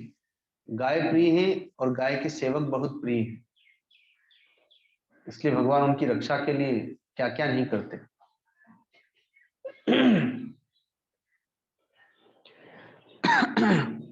भगवान उनके लिए माखन भी चुराते हैं, अपने भी, अपने मित्रों को भी खिलाते हैं। जबकि भगवान के घर में कोई माखन की कमी तो है नहीं, 9 लाख गायें हैं भगवान के यहाँ पर, तो उनके यहाँ क्या माखन की कमी। पर एक ही साथ भगवान दो उद्देश्य पूर्ण करते हैं कि गोपियों के मन में भाव है कि काश हमारा भी ऐसा पुत्र होता तो हम भी जसोदा मैया के समान लाड़ प्यार करते, अपने हाथ से माखन खिलाते। तो भगवान इसलिए उनका माखन खाने जाते हैं, माखन खाते खाते माखन चुराते भी हैं और अपने सखाओं को भी खिला देते हैं, दोनों उद्देश्य पूर्ण कर देते हैं। तो भगवान ने सिखाया कि हमें क्या खाना पीना चाहिए। सुबह उठ करके चाय पीते हैं हम लोग, लेकिन भगवान तो चाय नहीं पीते हैं। भगवान तो माखन खाना सिखाते हैं, छाछ पीना सिखाते हैं, दूध पीना सिखाते हैं। हाँ, इतना जरूर है कि गुजरात के लोग ने छाछ तो स्वीकार कर लिया, 2 टाइम 3 टाइम छाछ पी लेंगे, लेकिन माखन नहीं खाते हैं। हाँ, माखन शाम को खाते हैं लगता है, बाजरे की रोटी के साथ। अच्छा। मक्की और बाजरे की रोटी के साथ में मक्खन खाने की परंपरा है यहाँ पर। लेकिन हाँ, बहुत से लोग सुबह उठ करके चाय पीते हैं। भगवान ने सिखाया कि सुबह उठ करके माखन खाना चाहिए, दूध पीना चाहिए, छाछ पीना चाहिए, उससे शरीर स्वस्थ रहता है।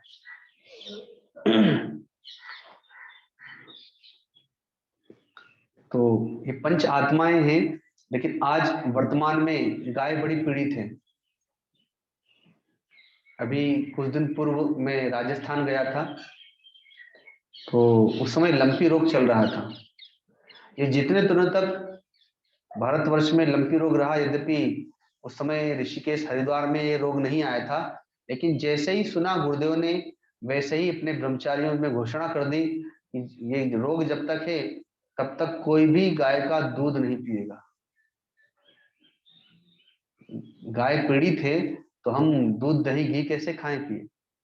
इतने दिनों तक हम लोगों ने दूध दही घी सब छोड़ दिया, और अपने जितने भी स्थान हैं, श्री कृष्णानंद ऋषि गोरक्षाशाला के हरिद्वार में, ग्वालियर में, रानी घाटी, और ओमकारेश्वर के पास बड़वाह में, तो वहां पर गायों की विशेष सुरक्षा के लिए पूरा प्रयत्न किया गया कि ये रोग इस तरफ न प्रवेश करे, और उसमें सफलता भी प्राप्त हुई पहले से सजग होने के कारण से। लेकिन मैं राजस्थान गया था तो गायों को इतना पीड़ित देखा, पहली बार। सबसे ज्यादा राजस्थान में गायें पीड़ित थी, उसके उपरांत गुजरात में, और उसके उपरांत अन्य प्रदेशों में थी। तो इतनी ज्यादा पीड़ित थी गायें, तो मन में आता था कि लगता है कि जैसे कोरोना महामारी पहले मनुष्यों पर आई और ये दूसरा रोग जो आया वो गायों के लिए आ गया। नाम भले लंपी रोग है, लेकिन ये गायों का कोरोना ही है। और यह भी विचार आया कि जिस प्रकार से परिवार में किसी पर कष्ट आता है तो माँ उस कष्ट को अपने ऊपर ले लेती है, तो वैसे ही लगता है कि पुनः इस सृष्टि पर कोई घोर कष्ट आने वाला था तो गायों ने अपने ऊपर ले लिया उसे। क्योंकि गाय तो पूरे विश्व की माँ है, गावो विश्वस्य मातरः। तो उसने अपने कष्ट सहन किया, लेकिन इस सृष्टि को बचाने के लिए गायों ने उस कष्ट को अपने ऊपर ले लिया। तो एक तो ऐसे ही गौमाता इतनी पीड़ित है, और ऊपर से ऐसा रोग, तो कितना कष्ट है गौमाता में। कुछ समय पूर्व में ग्वालियर के पास में, जहां रानी घाटी नाम का अपना स्थान है, वहां गया हुआ था। तो गर्मी के दिनों की बात है, खेतों से गेहूं किसान निकाल निकाल रहे थे, तो उन लोगों ने, गांव के लोगों ने बुलाया था गायों के लिए भूसा और गेहूं देने के लिए। तो हम लोग संतों की टीम बना करके गांव में गए। प्रतिदिन शाम को वहां पर सत्संग होता था। तो सत्संग में गांव के लोग सब आए हुए थे, सत्संग चल रहा था। तो मैंने उन लोगों से कुछ प्रश्न किए। मैंने उन लोगों से पूछा कि अच्छा ये बताइए कि आप लोगों ने गायों को अपने घर से निकालना कब से शुरू किया? क्योंकि अब गांव में भी जो गाय दूध नहीं देती है, किसान अपने घर से गायों को हटा देता है। तो उन लोगों ने कहा कि यही कोई 25-30 सालों से हम लोग गायों को निकालने लगे। क्योंकि मैंने उनसे कहा कि अ, आपके परिवार में, एक परिवार में यदि 5 भाई हैं, क्योंकि गांव में तो संख्या ज्यादा ही होती है बच्चों की, तो एक पिता के अगर 5 पुत्र हैं तो उन 5 पुत्रों के कितने पुत्र हुए? अगर 2-2 भी हुए तो 10 तो हो ही गए। और उन 10 के कितने हुए? तो अगर वहां भी 2-2 ही हुए तो कम से कम 20 तो हो ही गए। तो मैंने उन लोगों से कहा कि आप लोगों के पिता, आप लोगों के दादा का परिवार तो बढ़ता चला गया है ना। 10 से 20 हुए, 20 से फिर 40 होंगे, 40 से फिर 80 होंगे। अर्थात आपके जो पूर्वज हैं उनकी परंपरा के अनुसार आपके वंशावली का विस्तार होता गया। लेकिन आपके दादा परदादा के पास में जो गायें थी, तो पहले तो एक एक के घर में 10-10 गायें हुआ करती थी, 20-20 गाय होती थी गांव में। तो आज कम से कम वहां पर 100 गाय तो होना चाहिए थी। क्योंकि एक गाय अपने जीवन में कम से कम 15 बच्चे देती है। अब भले ही 12-13 हो गया होगा, पर स्वस्थ गाय आज भी 15-16 बार बच्चा देती है।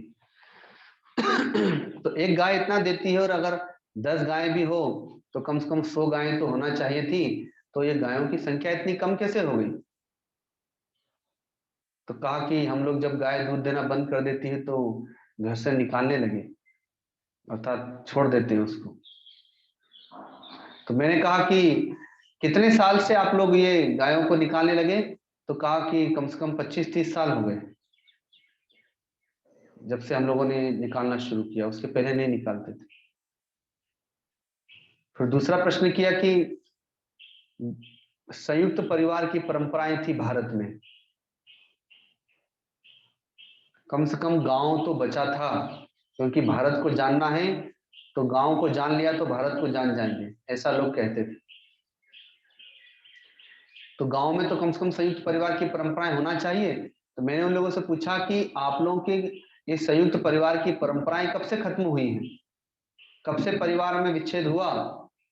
तो उन्होंने कहा कि यही कोई 25-30 साल से। तो कहा कि ओ, आप लोगों ने गायों को निकालना शुरू किया, इसलिए आपका परिवार बिखरना शुरू हो गया। तो गाय जो है वो परिवार को बांध के रखती है, क्योंकि गाय में वात्सल्यता है। श्री कृष्णायन देशी गोरक्षाशाला में जब शाम को गायें जंगल से चर करके आती हैं, तो 2-3 बातें मैंने देखा वहां पर। गायों के आने का समय हो गया, लेकिन गायें अभी आते दिखाई नहीं दे रही है, पर उनके बछड़ों में हलन चलन शुरू हो जाती है, वो रंभाना शुरू कर देते हैं। हम लोगों ने छत पर चढ़ करके देखा, चारों ओर गाय नहीं दिखाई दे रही है, पर बछड़ों को पता चल गया कि हमारी माताएं अब लौट करके आ रही। कैसा आपस में संबंध है कि दिखाई नहीं दे रही है, आवाज भी नहीं आ रही है, लेकिन वो बच्चों को पता चल गया कि अब माताएं लौट करके आ रही हैं, तो वो रंभाना शुरू कर दिए, उछलना कूदना शुरू कर दिए। फिर दूसरा ये देखा कि जब वे गायें आ जाती हैं, तो चाहे वहां पर 1000 की संख्या में, 2000 की संख्या में गायें हैं, पर बछड़ों को छोड़ दिया जाए तो वो सीधे अपने दौड़ करके माँ के पास ही जाएगा वो। लेकिन आप जर्सी को, भैंस को, उनके बछड़ों को छोड़ें तो वो जगह जगह जाएगा, वहां से मार खाएगा, तब पहचानते पहचानते जैसे तैसे अपने माँ के पास में पहुंचेगा वो।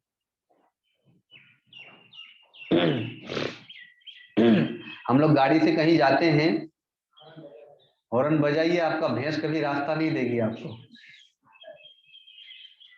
गौशाला में जाते हैं ना, तो वो गौशाला के आसपास जो किसान लोग रहते हैं उनके घर में भैंस है, तो रास्ते में कई बार भैंस आ जाती है तो खूब हॉर्न देते हैं, पर वो रास्ता नहीं देती।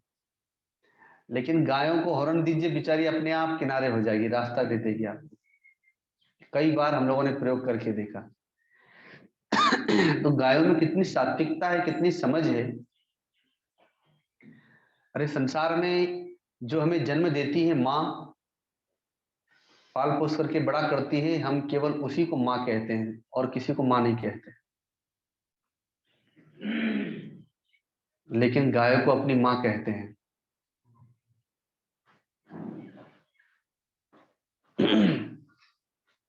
दादी कह देंगे, बुआ कह लेंगे, मौसी कह लेंगे, नानी कह लेंगे, न जाने कितने नाते रिश्ते हैं, लेकिन माँ का दर्जा तो केवल जन्म देने वाली माँ को ही प्राप्त होता है।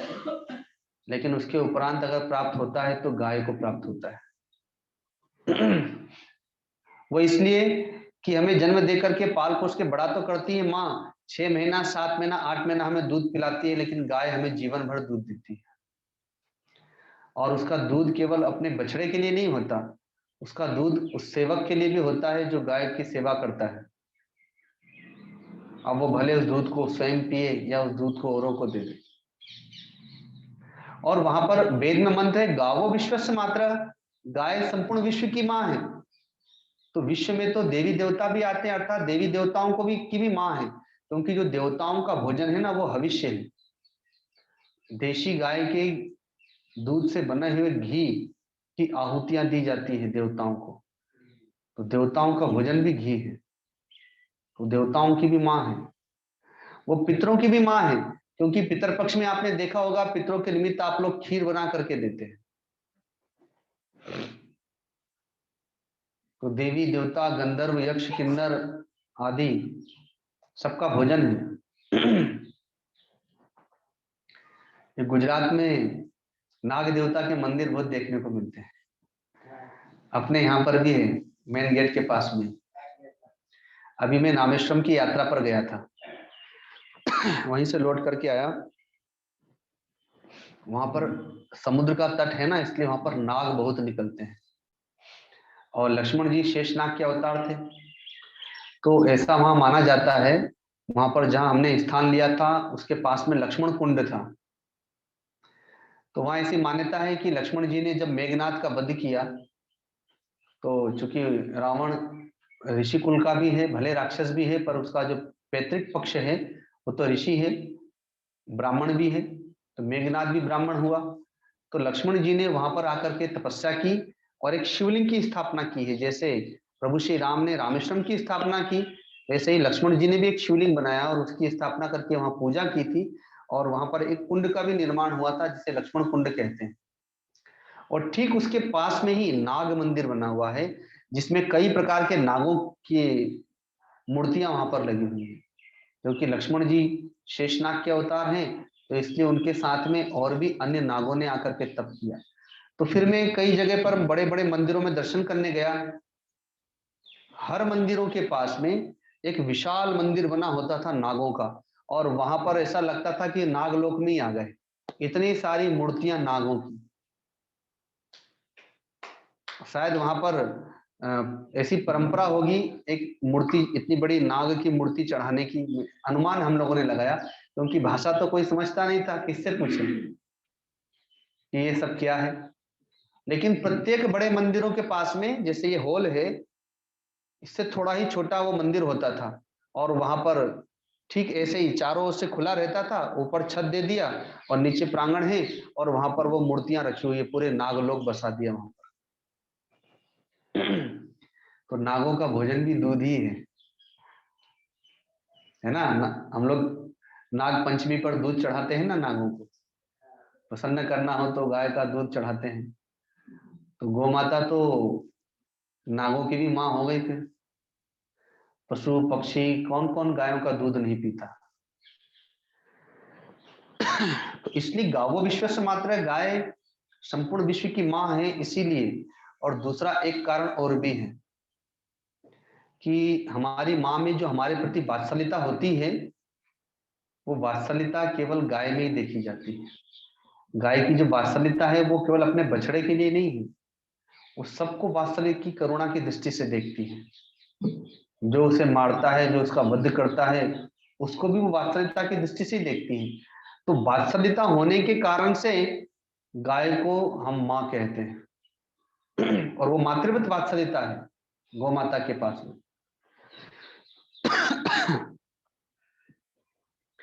इस संसार में सबसे अमूल्य निधि है गौ माता, उसकी कोई कीमत नहीं है। ये बात अलग है कि हम गाय की कीमत नहीं समझ रहे हैं, लेकिन इस धरती पर वह एक अमूल्य निधि है। एक बार मछुआरों ने जाल डाला मछली पकड़ने के लिए, लेकिन संयोग से एक संत नदी के भीतर प्रवेश करके साधना कर रहे थे, तो मछली के साथ साथ वो भी जाल में फंस के आ गए। तो जाले से जब बाहर खींच करके निकाला गया तो मछुआरे डर गए, अरे इसमें तो संत थे, नदी के भीतर संकल्प कर लिया था उन्होंने, इसलिए वो जल के भीतर रह करके भी मरे नहीं। और वो ध्यान में बैठे थे और जाल में फंसे थे, तो जो मछलियां पकड़ी थी वो उनके शरीर पर उछल कूद रही थी, तड़प रही थी, मर रही थी। तो उनकी समाधि टूट गई। उन्होंने देखा चारों तरफ मछलियां बिखरी हुई हैं, जाल में फंसा हूं, और सामने मछुआरे वो रो रहे हैं, दंडवत कर रहे हैं, क्षमा मांग रहे हैं। उन्हें क्या पता था। तो संत समझ गए कि ओ, इसका मतलब ये बेचारे मछुआरे अपना मछली पकड़ने के लिए जाला डाले थे, पर मैं भी फंस के आ गया इसमें। और देखा कि मेरे शरीर पे इतनी सारी मछलियां मरी पड़ी हुई हैं, उन पर भी दया आ गई उनको। तो अपने संकल्प से उन्होंने उन मछलियों की जो जीवात्मा थी उनको तो स्वर्ग भेज दिया, और मछुआरों के लिए जो व्याकुल हो रहे थे, दुखी हो रहे थे, उन्हें सांत्वना दी और सूचना भिजवाई, इस नगर के राजा को बुला के लेके आओ। उस समय जो उस नगर के राजा थे वे आए वहां पर। तो संत ने कहा कि देखो, मैं इस नदी में तपस्या कर रहा था, इन मछुआरों ने जाला डाल करके मछली समझ करके मुझे निकाला है, तो इसलिए मेरे शरीर पर तो इनका अधिकार हो गया। जैसे मछली पर इनका अधिकार है, वैसे ही मेरे शरीर पर भी इनका अधिकार है, तो मुझे इनसे मुक्त कराओ। तो राजा ने कहा कि आप आदेश करें महाराज, मैं क्या करूं। कहा मेरे बदले इन्हें कुछ दे दो, इनकी आजीविका का यही साधन है, तो इनको इनकी आजीविका हो जाएगी और मुझे मुक्ति मिल जाएगी। तो राजा ने कहा कि ठीक है, मैं आपके बदले 1000 स्वर्ण मुद्राएं देता हूं। तो संत हंसने लगे कि मेरी कीमत केवल 1000 स्वर्ण मुद्राएं। तो राजा ने कहा कि कोई बात नहीं, 1,00,000 स्वर्ण मुद्राएं देता हूं। अब जो मछुआरे थे वो तो बेहोशी हो गए, उन्होंने तो कभी 1,00,000 स्वर्ण मुद्राओं का नाम भी नहीं सुना था। और जब सुनने लगे कि 1,000 1,00,000 मुद्राएं, तो कोई पागल सा हो गया, कोई मूर्छित हो गया खुशी के मारे। पर संत ने कहा कि मेरी कीमत केवल 1,00,000 स्वर्ण मुद्राएं। तो राजा ने कहा कि 1 करोड़ स्वर्ण मुद्राएं देता हूं। तो सुन सुन करके मछुआरे तो पागल होने लगे, लेकिन संत फिर भी बोलते हैं कि मेरी कीमत बस 1 करोड़ स्वर्ण मुद्रा। तो राजा ने कहा कि फिर तो महाराज मैं अपना पूरा राज्य ही दे देता हूं। तो भी संत ने कहा कि क्या मेरी कीमत केवल एक राज्य के बराबर है।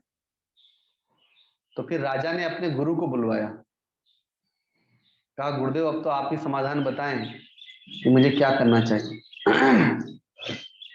तो कहा कि अरे पागल, संत की कोई कीमत नहीं होती, संत तो अमूल्य होते हैं, तो इसलिए एक संत के बदले एक गाय दान कर दो, तो गाय की भी कोई कीमत नहीं होती है, गाय भी इस धरती पर एक निधि है, अमूल्य है।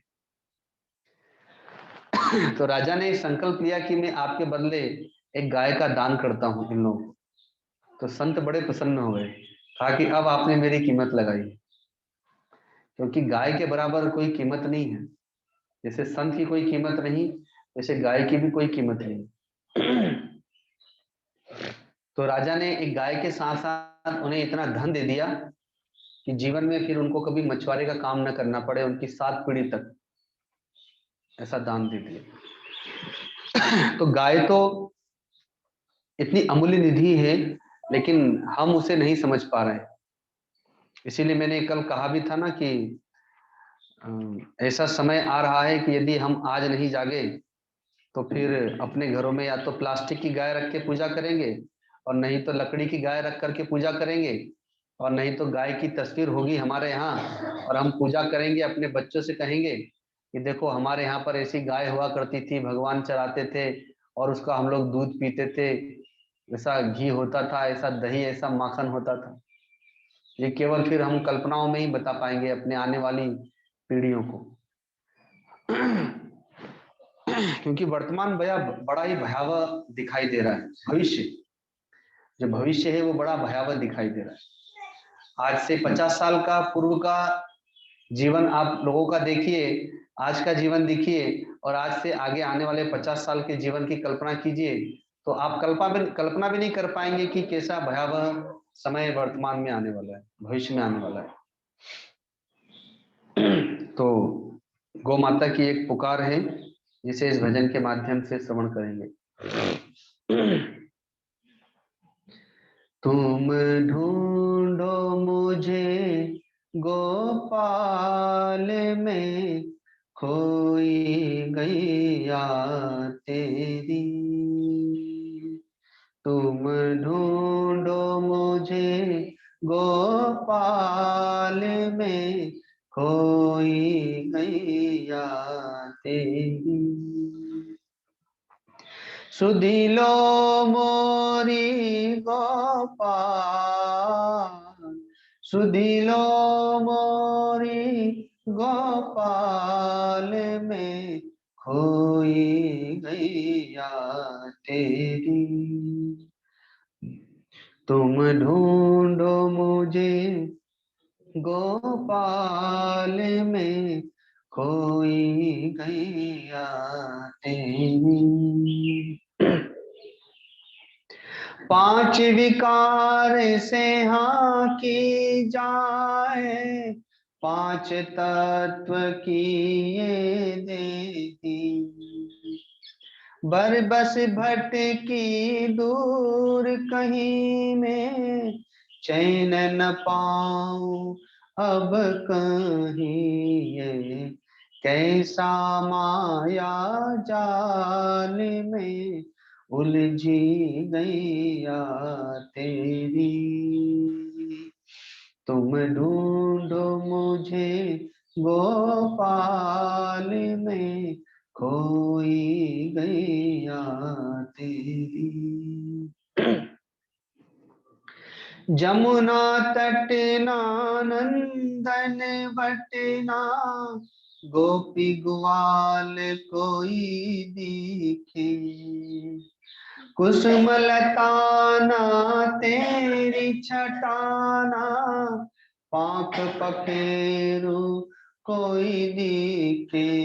अब सांझ भई घन श्याम में, व्याकुल गैया तेरी। तुम ढूंढो मुझे गोपाल में, खोई गैया तेरी। कित पाऊं तरवर की छाव जित, साझे कृष्ण कन्हैया। मन का ताप शाप भटकन का, तुम ही हरो हरि रास रचैया। अब मूक निहारो बाट प्रभु जी, मैं गैया तेरी। तुम ढूंढो मुझे गोपाल में, खोई गैया तेरी। बंशी के स्वर नाद से तेरो, मधुर तान से मुझे पुकारो। राधा कृष्ण गोविंद हरि हर, मुरली मनोहर नाम तिहारो। मुझे उबारो,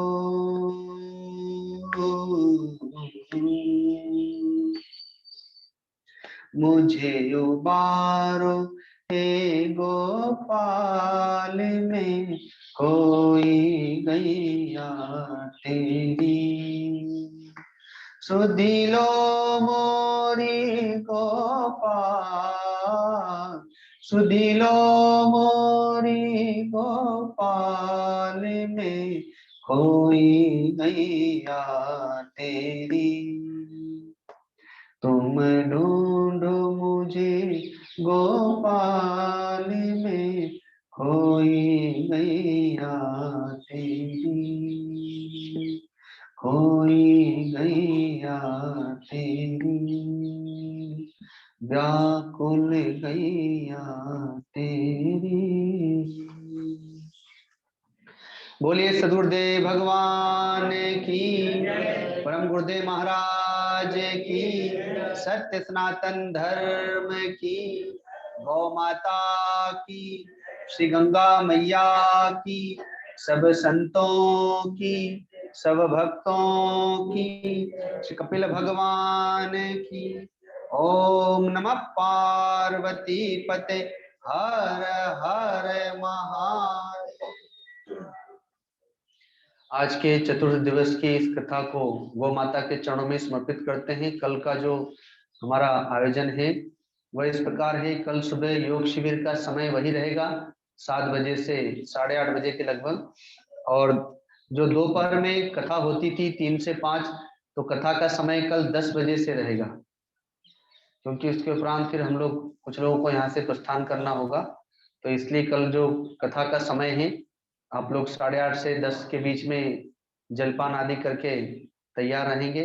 और कल चूंकि कथा का समापन है, हमारे 5 दिवसीय आयोजन का समापन है, तो इसलिए कल भंडारे के साथ में, गौ सेवा के साथ में आयोजन का समापन होगा। और कल इस स्थान की जो प्राण हैं, जो आत्मा है, जो इसके स्थान के सर्वस्व हैं, वे गुरुदेव के परम प्रिय भक्त लाल जी भाई भी अपने भावों को यहाँ पर, अपने उद्गारों को यहाँ पर प्रकट करेंगे हमारी सत्संग के उपरांत में। और आज से हमने एक आयोजन प्रारंभ किया है। हमारे श्री कृष्णान देशी गोरक्षाशाला से जुड़े हुए जितने भी भक्तगण हैं और आनंद धाम आश्रम से जुड़े हुए जितने भी भक्तगण हैं, अपने अपने स्थानों पर इस आयोजन को हम लोग हमेशा करते हैं। और संयोग की बात है, आज जब हम लोग भोजन प्रसाद पा रहे थे तो प्रसाद में आज हलवा बन करके आया था, जिसको शीरा हम लोग गुजरात में लोग कहते हैं। तो मैंने पूछा कि भाई आज ये हलवा का आयोजन कैसे हो गया? तो डीसा के गुरुदेव के भक्त हसमुख जी, उनकी धर्म पत्नी ज्योति है, उन्होंने कहा कि आज मेरा जन्मदिन है। तो हमने कहा कि ओ जन्मदिन है इसलिए आज मीठा खिलाया जा रहा है। तो मैंने कहा कि उपेंद्रानंद ने कहा, ब्रह्मचारी ने, कि इतने सस्ते में आप तो निकल जा रहे हैं केवल हलवा खिला करके। तो तब तक पता चला कि कल राजू भाई के बेटे का भी जन्मदिन है। तो मैंने कहा कि फिर कह दो कि कल भंडारा है और भंडारे में जितने भी लोग रहे सबको मिठाई मिलना चाहिए, क्योंकि आयोजन का समापन है। तो समापन में तो एक छोटा सा आयोजन होना ही चाहिए, गायों को कुछ मिलना चाहिए और भक्तों को कुछ मिलना चाहिए। तो इसलिए कल का यही आयोजन है। तो ज्योति यहाँ पर आएंगी और वो प्रसाद रखा है। आगे अपने परिवार में जो भी भक्तगण यहाँ गुजरात के रहने वाले हैं, वे एक दूसरे को भी ये सूचना प्रदान करेंगे। ये जन्मदिन गौ माता की ओर से, संतों की ओर से बहुत बहुत आशीर्वाद। परिवार में सुख शांति समृद्धि रहे, जीवन स्वस्थ हो, भक्तिमय हो, इसी आशीर्वाद के साथ में। और परिवार में जिस किसी के यहाँ भी जन्म दिवस आए, शादी की सालगिरह आए, तो लोगों को देखा जाता है कि केक काटते हैं, होटलों में जाते हैं, वहां पार्टी करते हैं। तो उससे कोई लाभ होता है क्या? पुण्य मिलता है क्या? लेकिन यदि वही जन्म दिवस या शादी की सालगिरह गौशाला में आकर के गायों को गुड़ खिलाकर, हरा चारा खिलाकर और संतों को भोजन प्रसाद पवाकर या गौ सेवक को भोजन प्रसाद पवाकर आपको जो पुण्य की प्राप्ति होगी, वो आपके जीवन में सुख समृद्धि को देने वाला, आपकी आयु में वृद्धि करने वाला, परिवार में हर प्रकार से कष्ट का निवारण करने वाला होगा। तो इसलिए यहाँ पर भी वो परंपरा प्रारंभ हो यह भी श्री कृष्णायन देशी गोरक्षाशाला का ही एक भाग है, उसी की एक शाखा है। तो गुरुदेव के जितने भी भक्तगण या और भी अन्य यहाँ पर स्थानीय निवासी जो आए हुए हैं कथा में, तो वे लोग पर्व त्योहारों पर,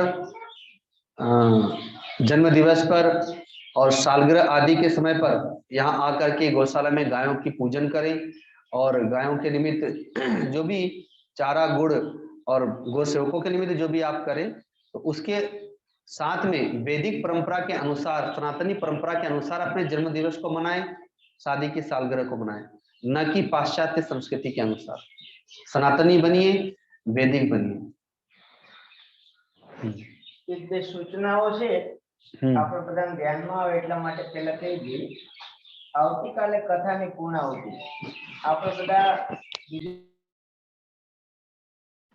प्रणाम बाबा, आप सबको भी अनम्यूट कर दिया गया है, आप सब प्रणाम कर सकते हैं।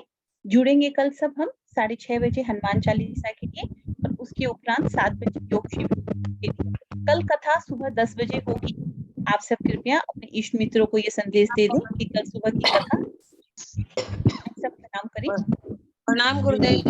प्रणाम गुरुदेव। प्रणाम गुरुदेव। प्रणाम गुरुदेव। प्रणाम गुरुदेव। प्रणाम सर। प्रणाम गुरुदेव। बहुत बुखार है गुरुदेव, कृपा करना गुरुदेव। प्रणाम स्वामी जी। प्रणाम स्वामी जी। भगवान जी कृपा करें, कृपा करिए, कृपा करिए, कृपा करिए, कृपा करिए गुरुदेव। आए सब मिलकर जयकारा लगाएं, प्रेम से बोले सद्गुरुदेव भगवान की जय। माता की जय, जय की जय, जय माता की जय, जय गो की जय, जय आनंद की जय। 6:30 बजे हनुमान चालीसा और 7 बजे योग शिविर और 10 बजे कथा के लिए। आप सब भक्तों को प्रणाम। प्रणाम बाबा।